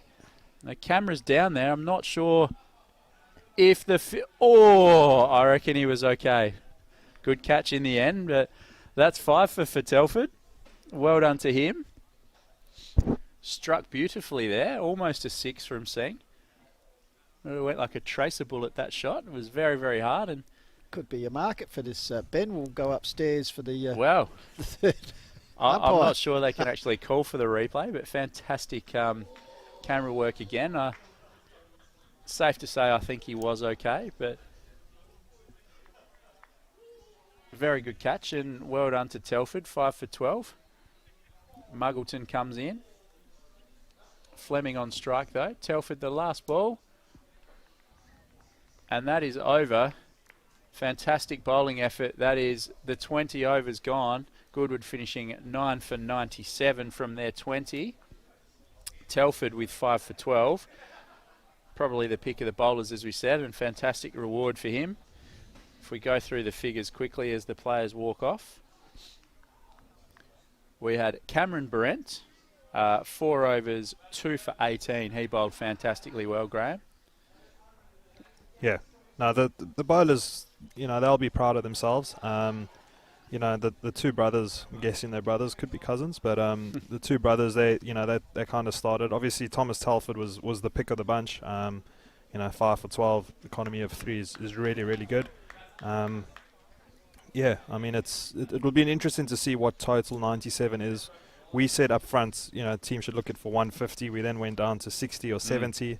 They've come in at 97. So, yeah, I think if you're Goodwood, you'd feel you've got enough on the board to defend, especially with their bowling attack that they have. If you look at the batsman, Brad Daw was the pick of them. He looked good the whole time he was at the crease. He got 26 of 33. Probably got frustrated in the end and just played a forced shot. Daniel Payne looked really good while he was there and then just lofted it into the outfield. Lockie Swain, I thought, was a valuable 14. Dug deep, did whatever he could to get to that score. And Singh, obviously, few fireworks at the end, and that's probably why he's called Uvraj, not because of the surname, but just because enjoys that little sway down the wicket and a big heave over the offside. Absolutely, and we'll have a break shortly, but just running through the bowling figures, obviously the fantastic stats up there from Telford and the Brents, but if we look at it, C. Brent 4 overs 2 for 18, N. Brent 4 overs 1 for 22. Rosenthal doesn't come up on the screen there, but he bowled 4 overs for 9, and that's a fantastic effort. Unlucky not to get a wicket, but that's definitely doing your job there from Rosenthal. Fantastic from him. Telford, we spoke about 5 for 12 from his 4, and Hammond 1 for 30 from 4. Probably a little bit expensive going for 30, but looked pretty good, and it's always good to see spinners bowling in 2020 cricket. Yeah, I think it just doesn't. I mean, sitting from up here, it just doesn't quite seem like it's the right pitch for a spinner today. Whereas the first game we did, even if someone doesn't bowl spin, you got them to bowl spin that day. The two bowlers that came in after the opening pair, they did a good job of containing the batsmen and just keeping scoring down, and that obviously built its own pressure. So I think if you're Goodwood, you've got to look at it, and you've got to attack up front. You've got to try and get early wickets. If you go through the bowlers, Singh in his last game took 3 for 26. Scott Fleming took 2 for 23. So they can perform like that. A target close to 100 becomes hard to chase down. Absolutely, and an interesting stat just before you go, Pistols. Rosenthal with 3 catches, so obviously didn't take a wicket, none for 9, but 3 catches, so right in the hot seat there. Thought it might be an opportune time also, guys, just to the format of this competition. Of course, they're in pools. Teams are in pools of 4, I believe, and they all played 3 rounds. Yes. And then where's it go from there? There's a crossover with the other pools? Yeah, it does. It does. So obviously Division 1 has 5 pools in it, and it's knockout after that. So it's a fantastic competition. And in the past, the final of each division has been played on Adelaide Oval. So I'm not sure with everything that's going on whether that opportunity is going to exist again this year. But there's a lot of different scenarios and situations thrown up with Big Bash, but fantastic opportunity for guys that do get to play out there. So this is like the situation where the leading metropolitan side, top T20, plays the top country side. FA Cup style. That would be a good. I might have mentioned on Stumps. Lobethal last year won the state country T20, and then in the past the leading countryside that won that. There was a metro final, a state country final, a metro final, and the 2 winners would play off later in the afternoon at Adelaide Oval. So there's 3 games on the one day at Adelaide Oval. But and as I said in the past, Meadows have actually won it. Langhorne Creek have won it. So the Hills have got a regional comps up there, got a pretty good strike rate in the state T20. So that's fantastic. So it gives a club an opportunity to sort of switch around their side, obviously pick specialist guys for that particular format of the game, the T20s. Absolutely. And Graham, we might take a quick break and then come back and have a look at the second innings. So we'll be back with a preview for the second innings very soon.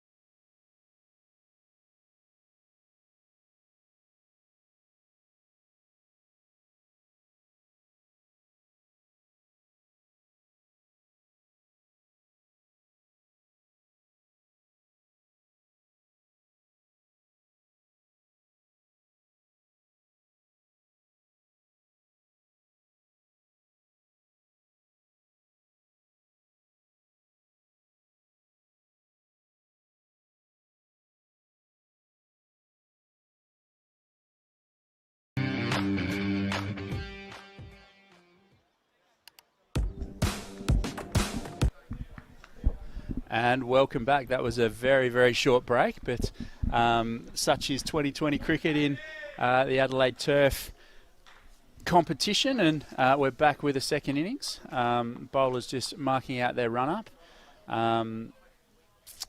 Obviously, we're here with the O'Neill Sports Adelaide Turf Division 1 Group 5, if you got your head around all of that, Graham.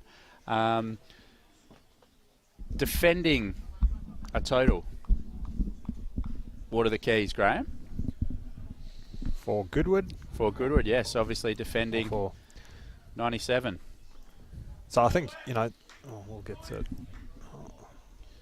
Coming into bowl the first ball and just played away on the leg side. You've got to build pressure as the bowling side early. There's nothing builds pressure than wickets. Just got to back it up with good fielding. Yep. So the target is 98. Telford on strike. Big shout there early. So Payne is the bowler, and we'll try and get Brent is the batter. Just a change from the scorers there. Payne coming in, bowling to Brent. Almost a touch of deja vu there, boys. A wicket off the second ball innings. I think it actually might be Cameron Brent there. Or is that on the score? We'll just check that one. Yeah, it is. Excuse us, it is. Yep. Thank you. Cameron Brent facing. Payne into him again. Played off the back foot, straight back to the bowler. With 4 balls gone in this first innings. There is Cameron Brent's profile. What have you got for us on him, Graham? Actually got 39 here. Sorry, Pistols. You're the Woodville guru. Obviously the big dog, age of 23, playing in premierships is his favourite memories of cricket, of course. Yep. As with most people. Likes Brooklyn 99. Favourite drink of CC and Coke. So no doubt if they get over the line, he might be having a few celebratory ones a bit later on. But a bit of work to do, as I said, as they chase down the 97 set earlier by the Roos. Absolutely, and a good start from Payne there, bowling a maiden. Very, very good start when you're trying to defend a low score, Graham. Yeah, that's what you want. I mean, and also it was a quick over. Already 1 over's done. Yep. The batsman's played a couple shots. He's only got 19 overs left. Interesting move from Goodwood to open with Payne, because we've spoken about, Singh and Fleming up front. Singh's now going to come into the attack, and he's their premier bowler. Yep. But, you're not chasing a massive total, but you need to get the scoreboard ticking, and 1 over's already slipped by. So it's a good start from Goodwood. Absolutely. And Rosenthal, the other opening batsman, so he's going to face this one here, and we'll get Pistols to talk a little bit about him in a minute as Singh comes in, bowling to Rosenthal. Good start there, straight back to the bowler, didn't quite get a hand on it, crashes into the stumps, and those Zing bails are off. What can you tell us about Rosenthal with the bat, Pistols? Well, last game 94. I think we spoke on the Stumps, our midweek panel show, that he was perhaps a little bit unlucky not to get that yes. 100. So he'd be happy to get a 94 again today. Absolutely. As Singh comes into him, just looks to flick that one around the corner, but can't beat the short, fine leg. He'd be a selfish captain if he got 94 today, I think. That's right. And as a captain does, he leads from the front. He did pretty well with the ball, as Ben said, during the break, and also opening the batting, so shouldering the responsibilities of leading his side. Absolutely. Not leaving it to the younger guys. As Singh comes in, bowling to Rosenthal. To heave that one on the leg side. Can't beat the mid-wicket fielder. Very good start from Singh. Rosenthal looking like he wants to get on with it early, but still no score on the board, none for none. We're on 9 balls in this innings. Singh comes in again after his cameo with the bat, bowling to Rosenthal. It looks like a little bit of an under edge there. It's racing away towards the boundary, but there's quite a bit of sand down there and pulls up short. Rosenthal back for the second. Yeah, I was just going to say earlier, Ben, a little bit patchy in places. Yeah. The ground obviously showing the rigours of the footy season. And home ground of the Goodwood Saints, who were the premiers. Yes. in the A1 Did competition. it well, beat Ross Trevor, I think. They did. Singh coming in again, bowling to Rosenthal. Just plays that one on the leg side. Experienced campaigner picks up a single. Yeah, Goodwood Saints lost the first 3 games of the season. Is that right? We covered the game here, and this facility was being built, and they looked nowhere. I think some of the boys commentating wrote them off after that, and then Is they that managed right? to win every game up until the end of the season, including the grand final. So finished Wow. 6-3 and then won. Singh comes in again. This time bowling to Brent. Big swing and a miss, and that is over. 3 from it. None for 3. Can I just ask you, through the Turf Association competition, the coloured uniforms, that they use the traditional whites today in regular games, or is it just the one-day uniform? Yeah. So obviously the 2020 competition, they've licensed to wear the colours, and So fantastic. isn't it? the traditional whites on a Saturday, and obviously that's why they use the pink ball. No doubt have a couple of teams with red in their colours, so you can't use the Of course, yeah. the red ball in the one-day games. As we said in the last innings, some teams have gone the whole hog and invested in the coloured pads as well, which is great to see, and some teams investing in numbers. For anyone listening out there, that makes our job a hell of a lot easier, so get on that for next season. Old names and numbers on the back. Doesn't have to be names, but numbers are very, very handy. Muggleton to come on and bowl now. And he runs in. That's a lovely shot from Rosenthal. Typical off drive, and that has gone for 4. He's a powerful player, and that's a lovely shot. Hopefully we can get a replay of that one. Yeah, he looks like a batsman who's just come off 94 in his last game. Absolutely. Yeah. You know, he's muddled everything. Yeah. Big broad shot. Actually, both of these players are big, strong guys. They're going to give the ball a bit of a whack. Absolutely. Yeah. Muggleton coming in. Rosenthal again. That's a lovely shot, and that's another 4. Fielder was up at cover there towards the short boundary, and he's just eased that one off the back foot. Through extra cover for 4.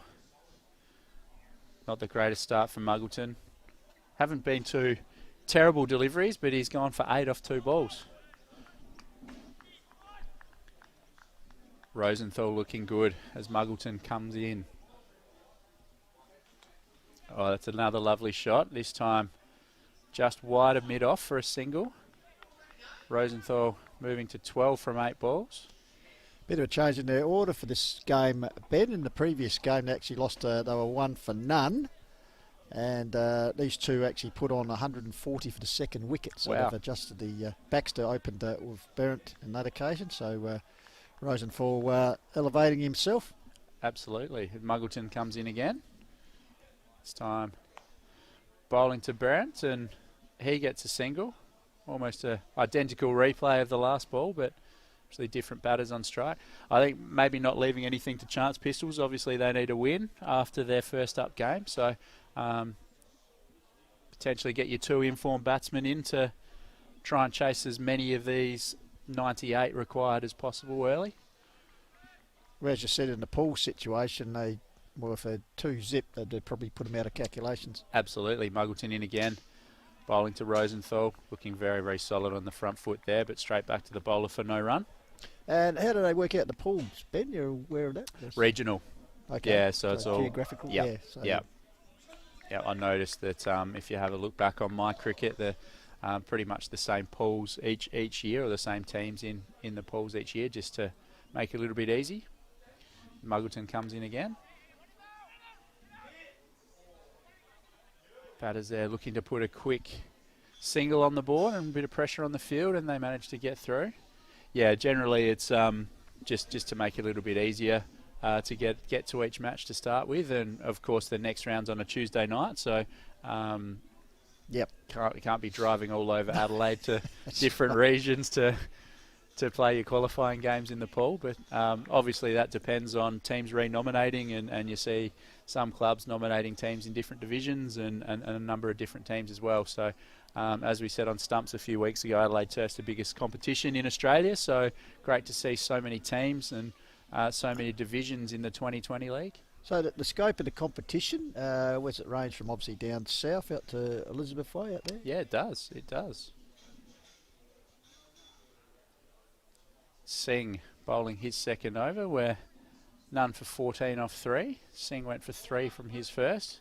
So he comes in now bowling to Rosenthal, who's starting to look good, and he's swung hard at that one, and don't know if he's running too hard, but he's then, yeah, that's gone over the line for 4. Managed to pick the gap there and probably held up a little bit after it bounced and made him pick up the pace a little bit between the wickets, but comfortably a boundary there, and another one for him. He moves on to 17 from 11 and looking very, very dangerous at none for 18. Well, as we said, 94 last dig in this comp, so absolutely. As Singh comes in again. Rosenthal again, that's a big swing. Did that clear the ropes? One bounce and boundary. I think they're going to have to do something with the field here, boys. Well, as you said, Graham, he's their strike man, so to speak, Singh, but 2 consecutive 4s, he wouldn't be too happy about that. Yeah, I think, they already had the man back on the long on, so they've already identified Rosenthal's strength. Singh in again.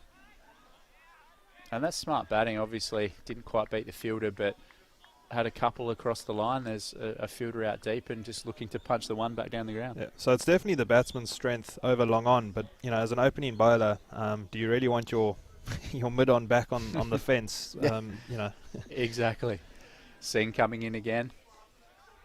Rosenthal looking to drop a one, but I think from a Goodwood perspective, it's almost like you not just got to go, rework everything because it is only the 4th over. But I think the batsmen's forced their hand quite a bit here, and they've already gone into field changes that they probably hadn't planned or thought of, and it's actually it's not working for them because there's now gaps in the field, especially on the leg side. Singh in again. Rosenthal looking to run that one down to third man, but the third man is up on the circle and can't beat him, so no run. I mean, we spoke up front about, what Goodwood's plan would be, and that would be, I said, keep it tight, build pressure through wickets. From the batting side, it was probably not lose wickets and just, get the scoreboard ticking, but they're off to a flying start, yeah. Absolutely. Singh in again, bowling to Rosenthal, changes his stance, and that's a lovely shot. Beating mid-off, that's going to go for 4. And they haven't done anything crazy. He's played every ball on its merit, and he's just played perfect cricket shots. He's got the bowler out of his comfort zone. Yep. He doesn't know if he must pitch it up or pitch it short. His field probably doesn't allow him to he's protected for the short one, but then he's also trying to pitch it up. But then they've kind of forced the bowlers into unnecessary moves, I would say. So no, it's been a great start by Rosenthal. Agreed. And from this point on, none for 26 after 4, chasing a small total. You obviously want to keep the momentum going, but you don't need to do anything silly from here. So looks like we're going to see some spin, so taking the pace off might change things up a little bit.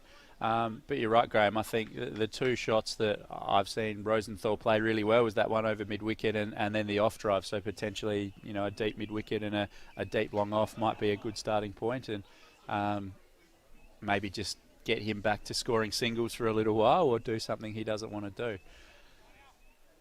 Gledhill comes on for his first offering, and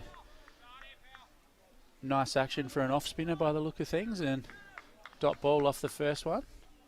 He comes in again, getting through quickly, bowling to Barron. And he's hit that one through the offside. Good pick up there at cover and done the right thing there again, Barron, getting off strike. He's 2 off 10 now, and Rosenthal 25 off 16. It'll be interesting to see if he keeps going now, Graham. I think the mid-wicket boundary might be in danger. That's a lovely shot. Just to long off, or to mid-off, who's back on the ring. As you said, he's such a crisp striker of the ball, and that 94 he made in the last dig, he hit something like 12 boundaries and 3 maximums. So wow. Gledhill in again. Or across the line. There was Barrett. So when he hits them, they stay hit, yeah. so to speak, as we've seen already with 17 deliveries, 26 runs. Absolutely. Gledhill in again.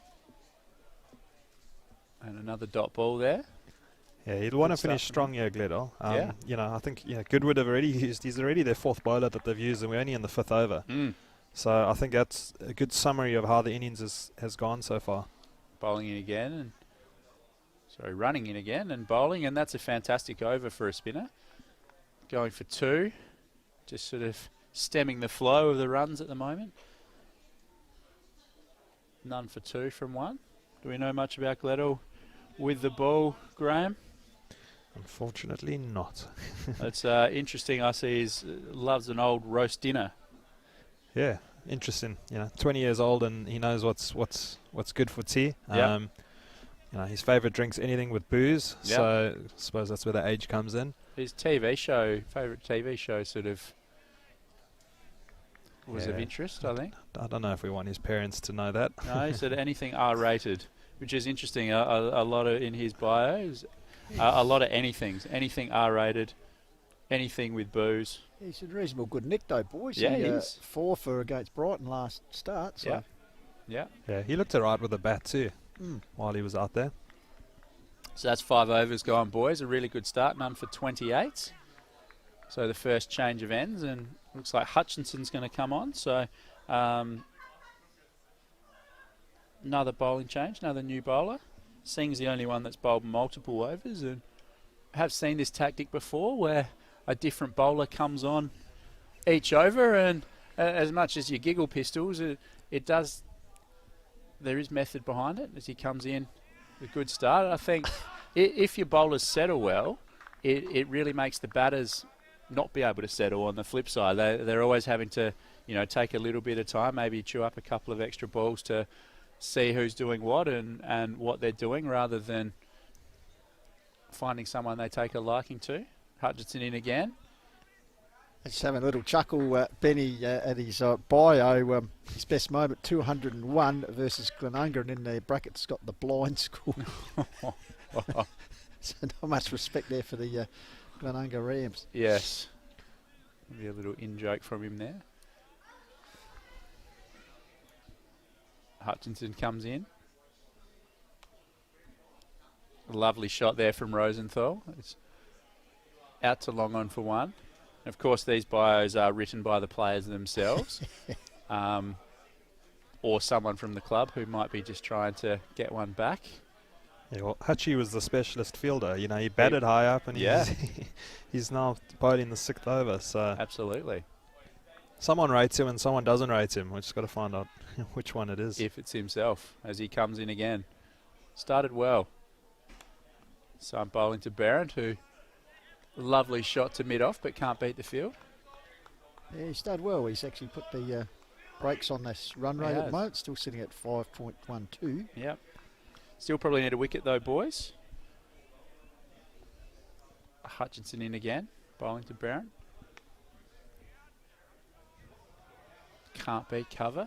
Yeah, it feels like ages ago that the first over went for 0 runs. If you look at the score now and just what shots have been played over the last 5 overs, you would think the batsmen have been in control from ball 1, and it wasn't like that up front.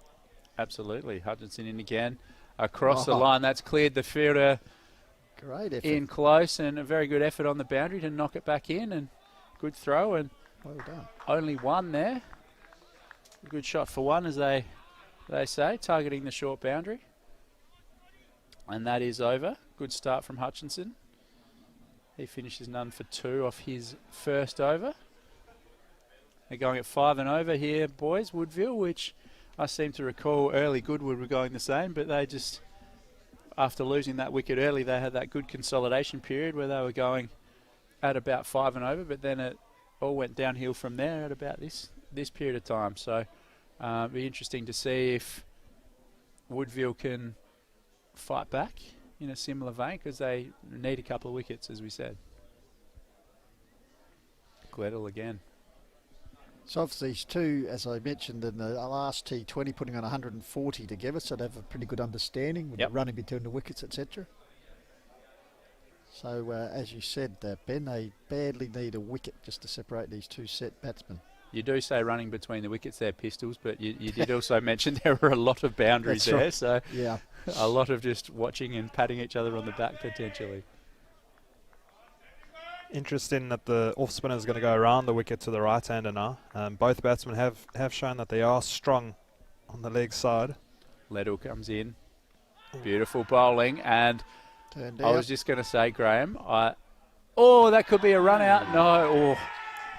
I want to see a replay of that one because We'll go upstairs that's for that going to. They can't use our facility, unfortunately, but I think that one's going to be quite close. No, we didn't get that one on camera. So luckily that they don't have that facility. But it's an old Nathan Lyon tactic. You see the off-spinner bowl around the wicket, and that first ball was a perfect example. It really brings LBW into play, doesn't it? You sort of pitch in line and straighten. So as he comes in again around the wicket, bowling to Rosenthal. That's a big hit. And that's it. It's that's the short boundary. danger, isn't it? Scored that koala in the Gumtree over there, boys. Yes, if you miss, that is the danger of bowling around the wicket to a player like Rosenthal. Wow. That's a massive 6. We might be in danger of losing our only spectator. Yeah, she's got the umbrella up by the look of things now. 33 off 21 for Rosenthal. Gledhill comes in again.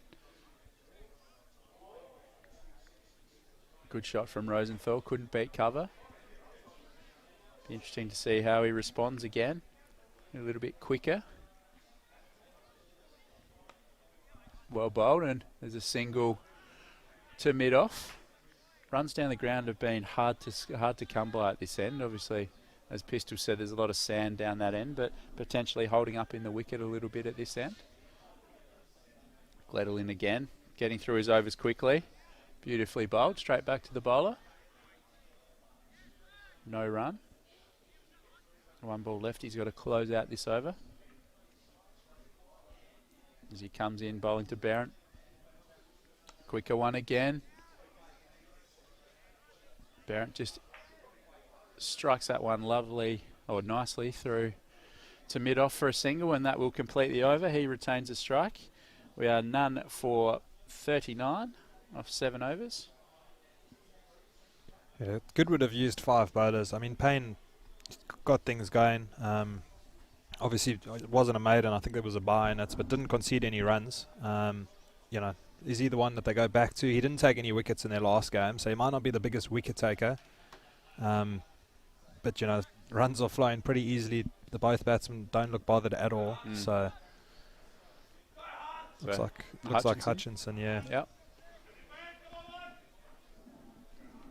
Bowl to Barrett as he comes in. Lovely shot. Will that beat the fielder? No. A few puffs of sand kick up again. It's cut off for a single.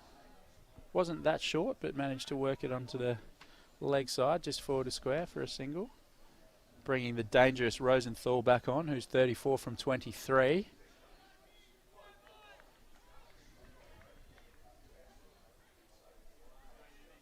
Building his average nicely this year. Lovely shot, just leans back there. Picks up another single. Gets off the mark pretty quickly for a big fella. He does. Big body, Rosenthal. He does. And what's interesting, obviously they've hit the boundaries, these two, but they have managed to rotate the strike nicely, which Goodwood struggled to do at the start. And there's a perfect example, obviously. Barrett again, just playing the... He's a good 4 for Rosenthal, as we see. Yeah. 35 off 24, but it's only on, 7 off 21, but doing his job. I was going to say second fiddle there, Pistols. But foil was a much nicer way of describing it, so well done to you. Fiddling in the box brings up all sort of connotations, boys. Hutchinson in again, bowling to Rosenthal this time. Oh, he's got a little... No, he hasn't. I thought he had an under edge on that one, but missed out, and it's a dot ball. Been good so far, Hutchinson. Hasn't gone for too many. Controlling his zones well. Executing well as they push long off back. Bring cover up, which suggests he's going to bowl this one full and straight. And that's the problem, isn't it? When you miss your length, that's a lovely shot. You just brought that man up. And it's gone straight through. Probably forward point. Extra cover for 4. Good batting from Rosenthal. Really good batting. Played the ball on its merit, effortless again. He's on 39 already. Total's only 46, so I think if you're Brad Dorr, you're looking at this in the field and, you're kind of wishing you had a partner like this. Hutchinson again. Like he took the pace off that one a little bit, and I think Rosenthal thinking it might have been a wide. Didn't go his way, and that's over. Hutchinson now none for 9 from 2. Score none for 46 from 8 overs, and they're doing it very, very easily at the moment here, Woody Rechabite. Just looking out there, the skipper, because we talked about him before the game, Tom Dawson, plenty of experience in Derbyshire cricket. What would be thoughts going at the moment, Graham? We need to get a wicket and get it quick. Yeah, well, he's had a few changes already, trying to work. Yeah, he's going to go to another bowler now, in Scott Fleming, who actually took 2 for 23 in his last game, or 4 overs. So he's got a bit of form behind him. The main thing they need now is wickets. There's no point trying to control the run rate. They've got 12 overs to go, and it's very easy for them. If we look at the Marion Unley game a couple of weeks ago, it was a similar start. In the second innings, chasing a small score, but the team didn't once they got their noses ahead, they didn't actually play it through. They still went on the attack and lost wickets and ended up losing the game. So Fleming in now, bowling to Barron, who's just picked that up brilliantly. That's not a great start. Short boundary, and that's a 6. Yeah. So if you're Goodwood, you've got to go for the wickets, but I mean that's going to get punished all day. Just can't miss your length short with that short boundary, can you? It is very short. It was almost just a little jab there, and he just almost helped it over the boundary for 6. So nearly lovely shot along the baseline there. Absolutely. Just picked it up nicely, as you said. Absolutely. Yeah, I think you're right. As a captain, you've got to keep changing things. And one thing I haven't seen a lot of today, boys, is changes of pace. As Fleming comes in again. And that's an even bigger. That is clean. Barrett absolutely nailed that one. We're going to do massive 6. The umbrella lady. Yep. It's not because it's raining. Here's a replay. Just in short again and bang. I think he likes them short there, boys. So I'll be pitching this one up. Flying the lead of his skipper up the other end. Absolutely. Fleming in again. Oh, I didn't quite get up, but it's still gone through. I'm not sure if that was a bye or a 4 bars. Under edge. No, 4 byes and another boundary. Fleming will be relieved. Doesn't go against his figures. He's pulled it back a little bit. Absolutely. But it's this over's gone for 16, and it's it really has put Woodville in the pound seat now. Absolutely. Fleming in again. Bowling to Barrett. Catching his strike rate up, and that's a much better line and length. It's punched to cover for a single. Yeah, we haven't seen a lot of changes of pace. Obviously hard to fault the way that Woody Rechabite's bowled. Obviously 97 is a great bowling effort, and perhaps didn't need to change their pace a lot, but we can talk about that in a minute as Fleming comes in. Well bowled there, struck on the pads and not out. Yeah, you just got to try something, don't you, Graham? And obviously you had a look at the wicket, but vary your pace up. Don't bowl the same thing every time. Yeah, I think where Woodville have done well is that they've got Goodwood trying things with their attack, trying things with their bowlers, as opposed to the bowlers actually trying different deliveries and different tactics to get the batsman out. We've seen lots of field changes, guys running everywhere. Fleming in. And they're going to sneak through for a bye there. Tried to run that one down to third man, Barron. I think they've been changing the wrong things. I mean, it is easier to say that sitting in a commentary box with hindsight, but I would have liked to have seen Goodwood. As soon as Rosenthal started hitting those first few boundaries, just kind of go back to their basics. Take pace off the ball, and not just start moving the field around and changing their lengths according to their field, and then moving a fielder where the next boundary got hit. I think we've seen 6 bowlers, but we haven't really seen a lot of different bowling styles. It's been the one spinner, and the rest have kind of just all done the same. So yep. Seng back on by the looks of it. Yes, they're cruising at 7 runs and over at the moment. Yeah, they'll need. His favourite moment was taking 8 for 14, so they're going to need that now. He needs another favourite moment badly. Joins an elite club taking 8 for 14. That was my best bowling figures as well. Of course, I was in year 8 at the time, playing for Pulteney Grammar School, bowling leg spin. So I'm sure if his is a senior 8 for, he's got me covered. As he comes in now, Barrett's had the strike here. 19 off 28 balls, but he's caught that up a little bit, is getting a couple of boundaries away off the last over. None for 63 off 9. Target's 98, obviously. 35 required from 65 balls. Seeing to Barrett, that's a lovely shot. Got to mid off very, very quickly for no run. Barron's planned his innings well here. He gave the strike to his captain in the first few overs. Didn't get bogged down after the maiden. You look at the scoreboard now. Is 19 off 29 and looking very comfortable. Singing again. Lovely shot from Barrett. Oh, well fielded. It was very well fielded. Uses the body there. So we've seen a couple of those sneak through today. It's sort of the downhill side of the ground as well. So potentially the ball picks up a little bit of pace, but it takes a funny bounce as it gets cut away there. But well fielded. Singing again. Got to heave that one across the line, picked up quickly. Oh, that's a good arm. To no avail though. They sneak through for another run, and the dangerous Rosenthal back on strike. Dawson just making a few changes, dispatching a few guys to the boundary. With Rosenthal on strike. Absolutely. So you can, as the field restrictions ease a little bit, have a few more players back, and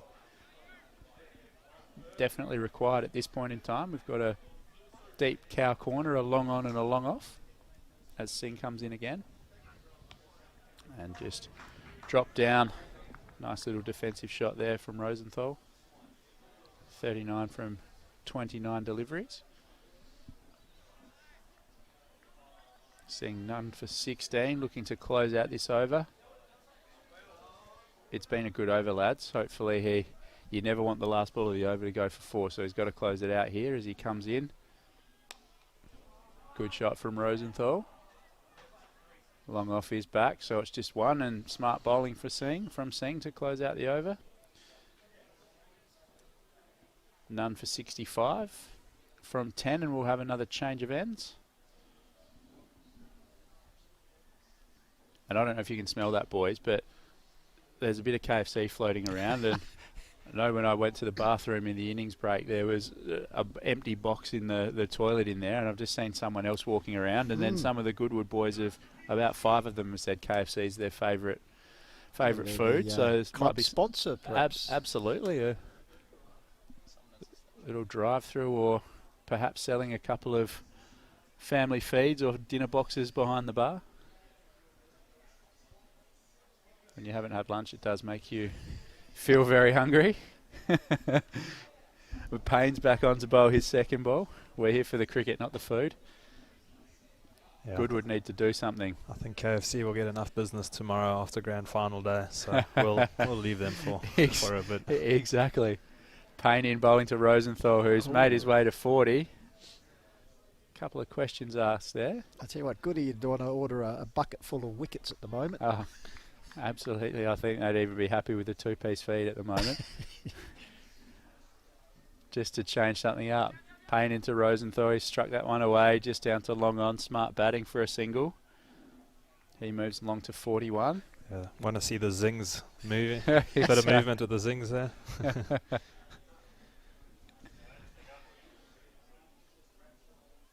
Changing the field here again. Making sure the long on stays out. Payne into Barrett this time. He changed that one up a little bit.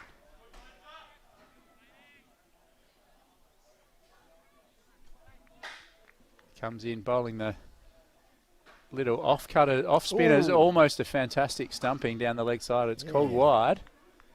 It's a set play there. Good work there by Swain, the keeper. keeper. Very good down the leg side. So he had to dive a long way and throw it. But Payne this time off spinner. The first ball was off the long run of this over, wasn't it?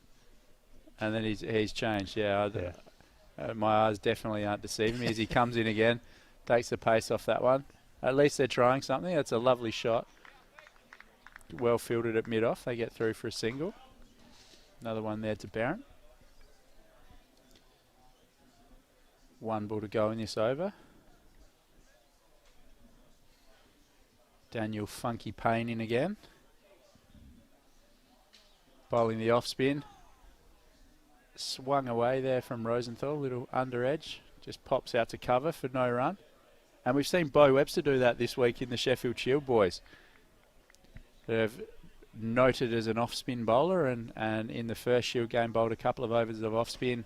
Wasn't having any success, so then came off the long run and took two for and then went straight to the seam up style in the second game and took 3 wickets in South Australia's first innings. So it's good to see the old multi-skilled athlete coming back and definitely provides the captain with a lot more options. Gledall in again. It's time to Barron. Works that one to short third man for a single.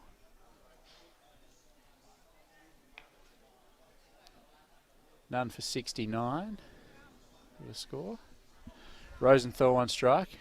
Can he get another 50 to back up his 94 in the first game? Gledall in again. Oh, that's a lovely shot. Cleared the ropes easily. Just freed the arms there.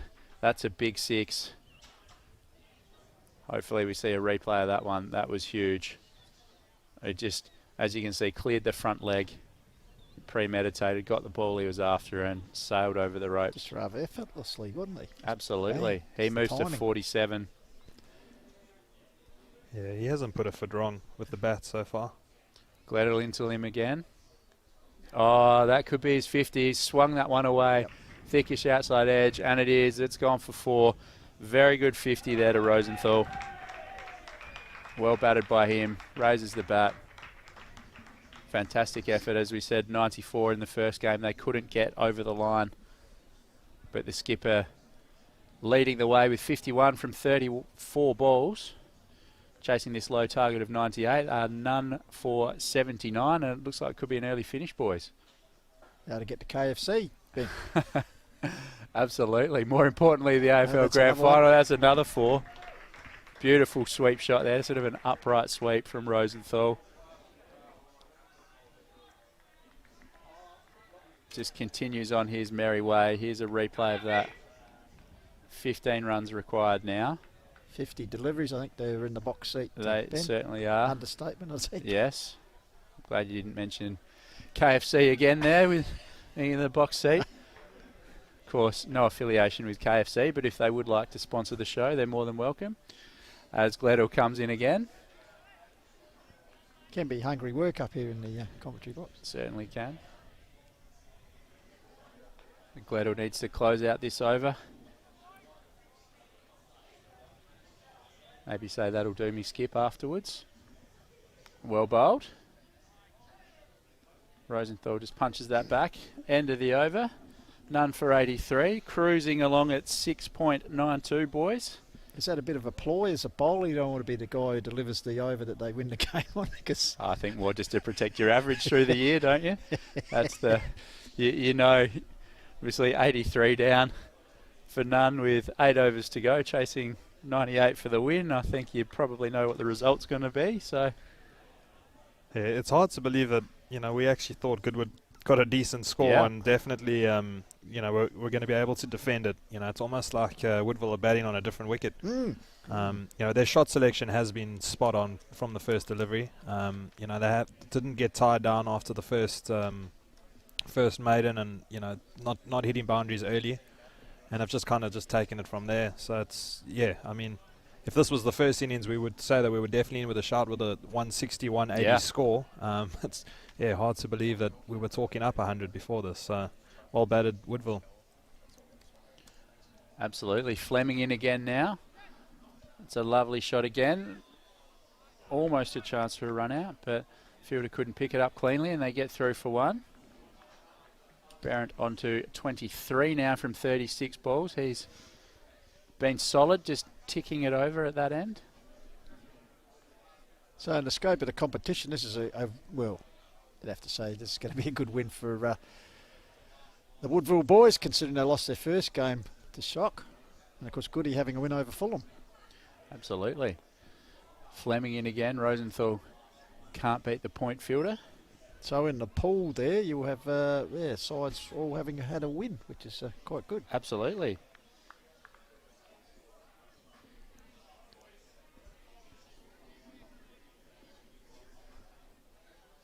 Goodwood just trying to get a wicket, maybe.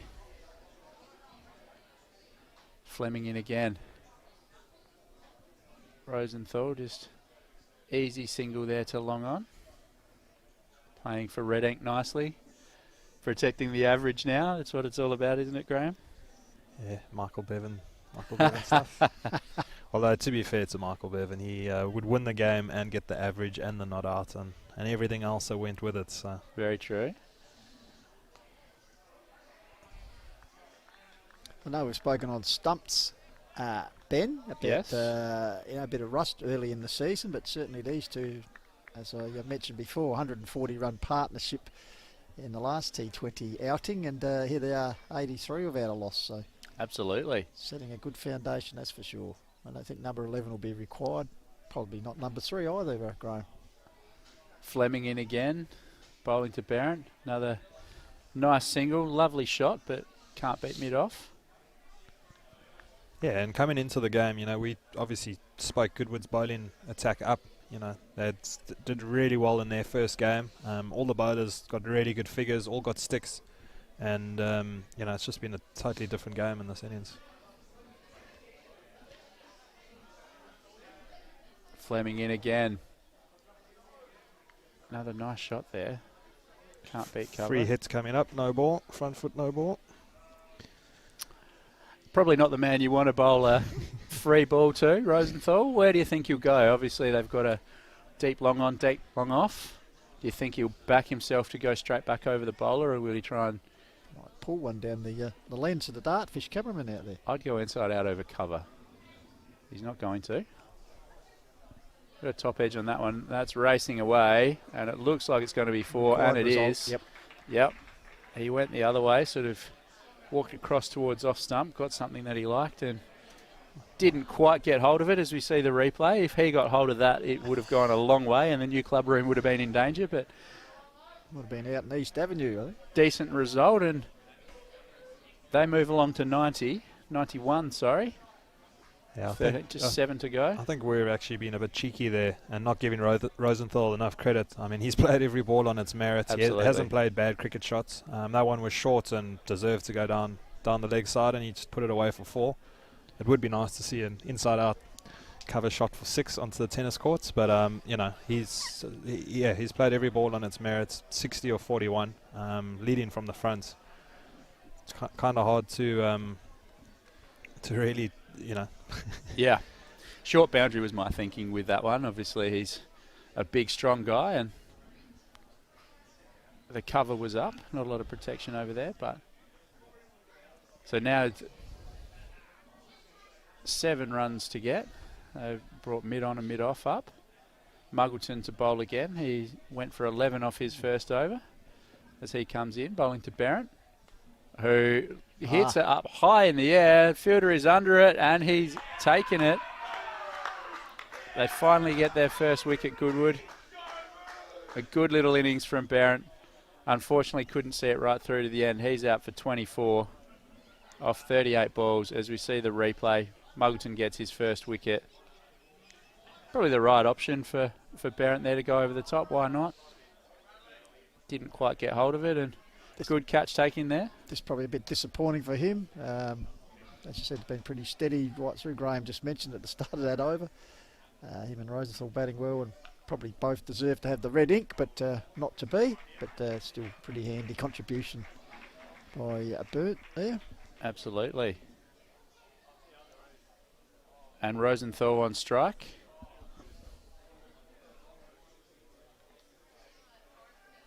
Yeah, that's the first time that both fielders, mid-off and mid-on, have been up in the circle. And that's obviously only at the end because the game is pretty much won.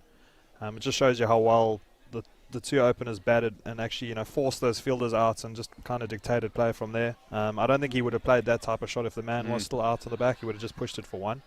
So, from a Goodwood point of view, you're probably looking back at it and saying, well, we should have probably attacked more. We should have made them force it a little bit more, but in saying that, they have batted brilliantly, so easier said than done. Tom Telford coming to the crease at the non-striker's end, but Rosenthal on strike and a rare play and miss.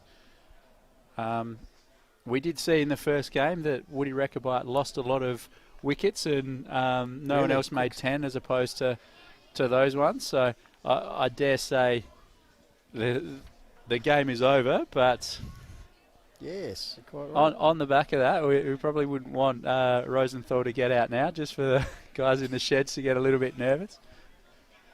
No, I'm very confident that it's done there, and it'll be interesting to see if Telford gets to face the ball.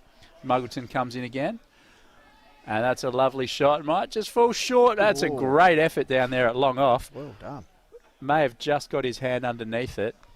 Stopped it dead. He did. It was one of those ones he didn't know whether it was going to carry and ended up attacking it. Went one-handed, left a little divot. Almost a fantastic catch there. Tell you what, we've seen some Olympic gymnastics skills here this afternoon in the field. We have lots of sliding, lots of diving. Just fantastic to see. Muggleton in again. This time bowling to Telford. The clean skin bat there by the looks of things. Looking for a sponsor if any of the bat companies out there. Tom Telford's available.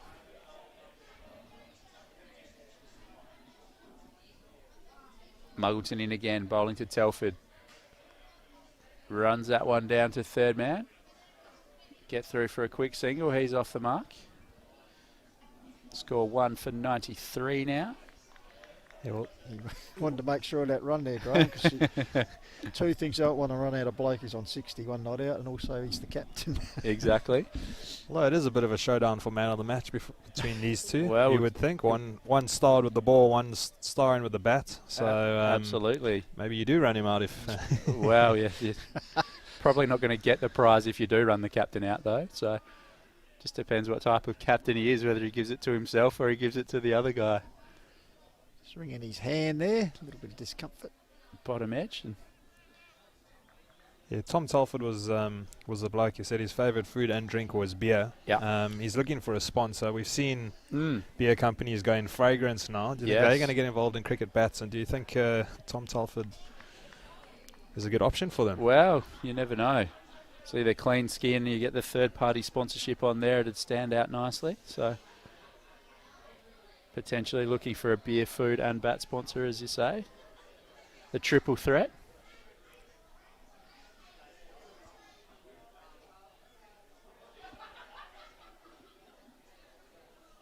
So Payne's going to come on to bowl now. Looks like he's going to bowl his spin again with the keeper up to the stumps. Swain. Probably more than happy that Telford's on strike and not Rosenthal. Interesting if he does come off the long run to Rosenthal. Payne into Telford.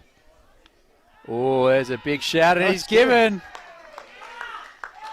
That is, as we talked about before, the old off spin around the wicket, Graham. Pitching in line and straightening makes it very easy for the umpire. So we see a replay of that. Ooh. The camera angle's not directly behind, but I tell you, Rosenthal, you're going down a good look at that. Yeah, may have been going down leg. To be fair, the keeper Swain was down the wicket straight away with his hand in the air. He called it before the ump did. So I think it must have been hidden. If wicket keepers never lie, don't they? Absolutely. What they say, if it's arts, it's arts, So no, we'll think it was hit in there, but nice little end to the innings. A couple more sticks will be great. Exactly. So as you suggested, Ben, just a couple of quick wickets here. Yes. For the Rechabite. So Bansal coming in. They need the remarkable collapse to not take victory here as they sit on 93, needing Yes. 5 more runs. But Exactly. Cricket's a funny game sometimes. Absolutely. And just to clarify for those playing at home, sticks is South African for poles or wickets. There you go. As Payne comes in, bowling to Bansal down the leg side, and that's a wide. We love having the international flavour here with Graham Matthews. Growing up in South Africa, different perspective on cricket to here in Australia, but they play the game very, very hard. South Africa, Australia always having great contests through history. Well, I can remember some games at the Wanderers, watching cricket for 2 days in a row, and it was the same 2 batsmen, Adam Gilchrist and Greg Blewett. I was a small kid, and I just remember Greg Blewett just batted and batted and batted, and yeah, we've been traumatised actually a few times with that great Aussie Test team. Payne in again. This time bowling to Rosenthal, swings that one away down to long on for a single. Yeah, it's been interesting, hasn't it, South Africa-Australia Test Series? There's often teams winning away. South Africa have won a lot of Test Series against Australia in Australia, and Australia vice versa. So Payne coming into Bansal. Just punches that one back to the bowler. Yeah, I've seen South Africa being bowled out twice in one day by that famous Aussie team with McGrath, Lee, Gillespie and Warne as an attack. Yep. Payne in again. A half shout there, close. Hoping for another wicket. So yes, been different perspectives on how we would look at the Aussie team, but it has always been a close battle, and I know. Payne in again. It's a lovely shot through the covers. Will they push for 2? No. Happy with the single. Bansal off the mark. For the South African teams, Australia was always the hardest place for them to tour, and they could just never get a victory over them. And after that first tour in 2009, I think it was, where they got that first Test series, it's definitely it's happened more often. And yeah, it's not a tour that they're as scared of anymore as what they used to be. So absolutely, we love the different perspective and that you bring to the commentary box, mate. So it's great to have you along. Yeah, we'll get subtitles for the next live stream. Well, that's our show. Pistols is called Sticks in South Africa, not Stumps. I suggest you do a pretty good Tony Gregg impersonation there. No, not quite. Pommy Mbangwa, I think you said was your. I think Tony Gregg is just too many. He's got too many factors in his accents and his speech. And of course, well done by Billy Birmingham, of course, the 12th man with his take on Tony Gregg. Very humorous. Got the umbrella field here, guys. Well, we do. They only need 1 run, so Muggleton in. And that's down the leg side, and that's going to do it. You called it Pistols. They had I'd run 2 just to make sure of it, boys, but I'm sure the scorers are happy. Either that or someone's writing a book. It's called a wide anyway, so it was 2. That's a fantastic win for Woody Rechabite. Just a little hiccup at the end there, but they get the score of 98, which was required very, very easily, and 15 overs. Well batted to Rosenthal, finishing on 62, not out. Good work by the skipper, as you said, past Port Adelaide Premiership player and leading from the front here this afternoon. And fantastic 45 balls for 62. Barrett gave him good support with his 24 off 39, and then Bansal, not out 2, and Telford came and went pretty quickly for just 1. So always good when you don't lose many wickets and you make 1 off 3 and get your name on the leading scorers list there, Pitstall. Absolutely. Obviously run us through the game.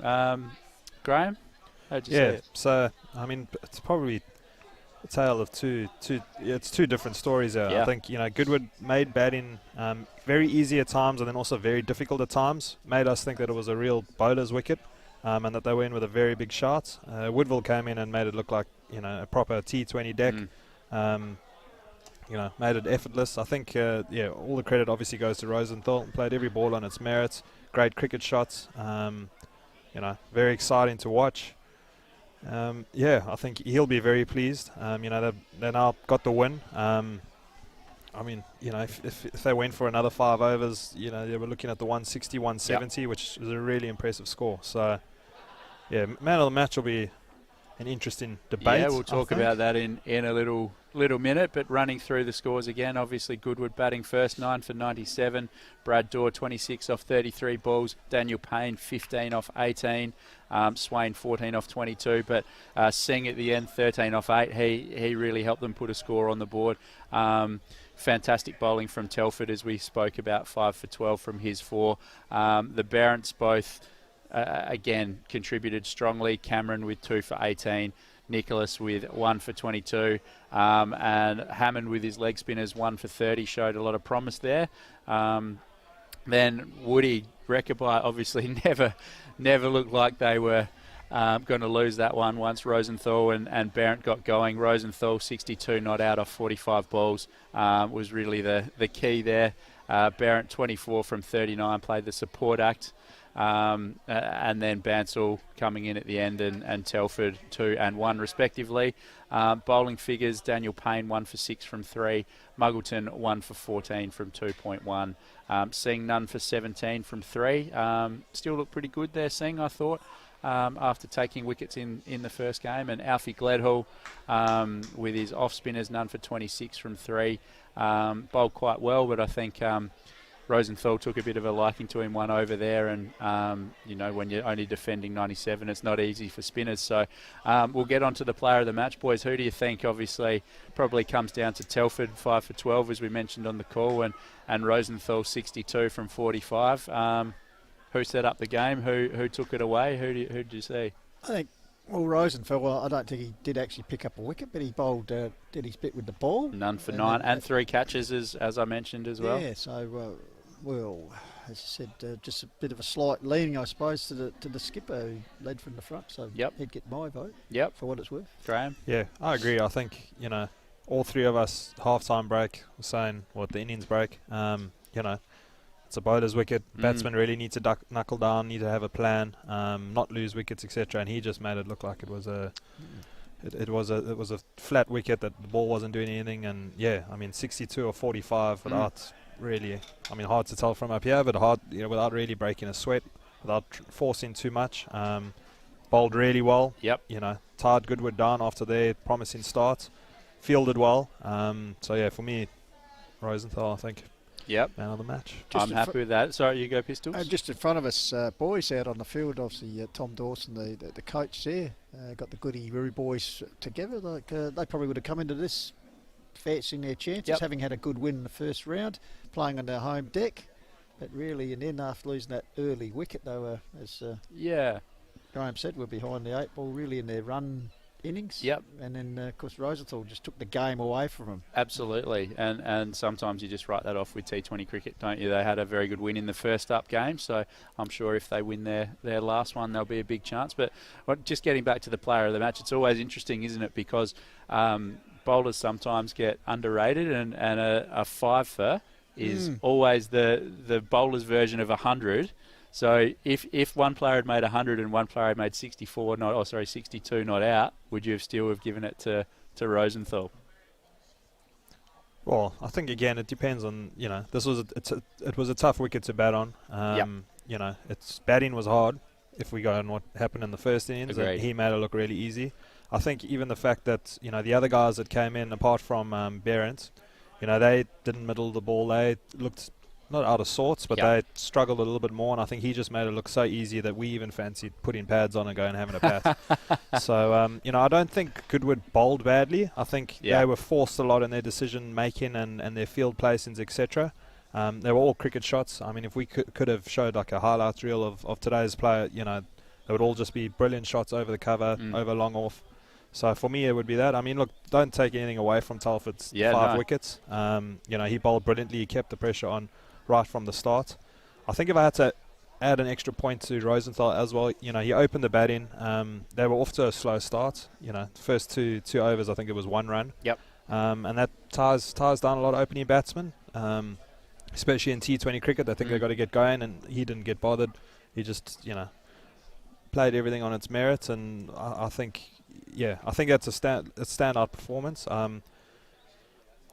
Totally. No. I am an opening batsman, so I am questioning myself now. But I think I think Rosenthal's all-round effort, fantastic. Obviously, as we said, none for 9 or 4. Highly underrated there. He did a great job with the ball, 3 catches and obviously 62 not out. I'm happy to go with that one, mate, and give him player of the match. Yeah, fantastic effort from Telford though as well, and that's a great win from Woody Rechabite. So we're about to wrap up, lads. Thanks for joining us, Pistols. Obviously your first call with us. Thanks for joining us. Thoroughly enjoyed it. Thanks to our production crew. A wonderful job, and for the people sitting at home, well, this is just fantastic. And a day of sport, your Cox Plate. Absolutely. Also, obviously, the AFL footy later on, but sit home and watch some great cricket action through Dartfish. Well done. Absolutely. Who's your tip for the grand final tonight? Well, I don't really care being a Collingwood supporter, but the Cats put us out of business, so they played pretty well. But I do think Richmond, well, they are the measuring stick, but it's going to be an interesting game because talk about which obviously didn't affect us, but the rain coming in, yes, could make another element to the game, mate. But I think I'll go with the Tigers. So. Tigers for you. Oh, thank you very much for your insights today, mate, and we'll see you on Wednesday for our next edition of Stumps. Another edition of Sticks, yes. Yes, Sticks this week. You need a trademark that, I think. Exactly right. And obviously Pistols, look forward to your stuff with the Mount Barker Courier through the week, and all things sport from you. So we'll see you Wednesday. And Graham, thanks for your insight again. Always a pleasure. How'd you find today? Yeah, no, it was good. It was a good game of cricket. I think that's, at the end of the day, that's what it's all about. It's just good to see guys having fun and just running around on a Saturday afternoon. Obviously, big night tonight in Australia. But that was good. Who's your tip tonight? It's Richmond. Yep. I think just purely because it's going to be wet. I wouldn't mind Geelong taking it. I think Gary Ablett's got a lot of people's hearts, and they want him to bow out with another win. But it's just hard to look past Richmond. They're the real deal. They show it every season pretty much. When it comes down to it, and you need to show a lot of BMT and a lot of know-how, and they do it. And I think obviously they upset a lot of people in Adelaide last week, just by not playing dirty, but just I suppose playing the game through when it got wet and just doing the things that they needed to do. So just quickly, the game of Australian rules, is it followed much in South Africa? No. They try and spread it. Obviously big rugby. Yes. Union, yeah. No, not at all. There's no Aussie rules there. Just rugby. We literally, when we're born, we're given a rugby ball. That's so I would say is probably the main major sport. plan, Benny, like the Irish experiment, which have got a few very good Gaelic footballers, but obviously the South African connection's not happening. Exactly. No, I think look, I think the South Africans are too big for AFL. To be honest with you, I think it would be hard getting a 6'10", 130 kg Afrikaans bloke running around catching a ball and running away from people. We brought up to run towards people and bash them over. So it'd be frightening. But it's a great game though, and it's a game that I obviously wish that I played when I was younger. If I look at all the elements of it, it's it's similar to what we play in South Africa, but it's very different to rugby. So absolutely. Yeah. No, well, thank you for your insights again, and enjoy the game tonight. And we're about to pull time. Thank you to Alejandro and everyone behind the scenes for your efforts today and providing this fantastic live stream. Thank you to Goodwood for hosting us in this fantastic facility. We look around again, unbelievable to be in a great commentary box, and the facility with the bar and everything up here. So get along and check it out through the cricket season and obviously the footy season coming up. Thank you to our sponsors, Sports Interactive, Adelaide Turf. Thank you to Woody Rechabite Cricket Club for all their help, and obviously Goodwood through the week providing player profiles and all the information that helps us get this up and running during the week. Thank you to Roll the Dice Racing and Dartfish, our last couple of sponsors. But today it was all Woody Rechabite having a very, very easy win over Goodwood. We will see you again in a couple of weeks for round 3 of the O'Neill Sports 2020. Look out for our next episode of Stumps, as we said, on Wednesday, which will be streaming soon. But until next time, I'm Ben Tippett. Have a great night. Enjoy the grand final.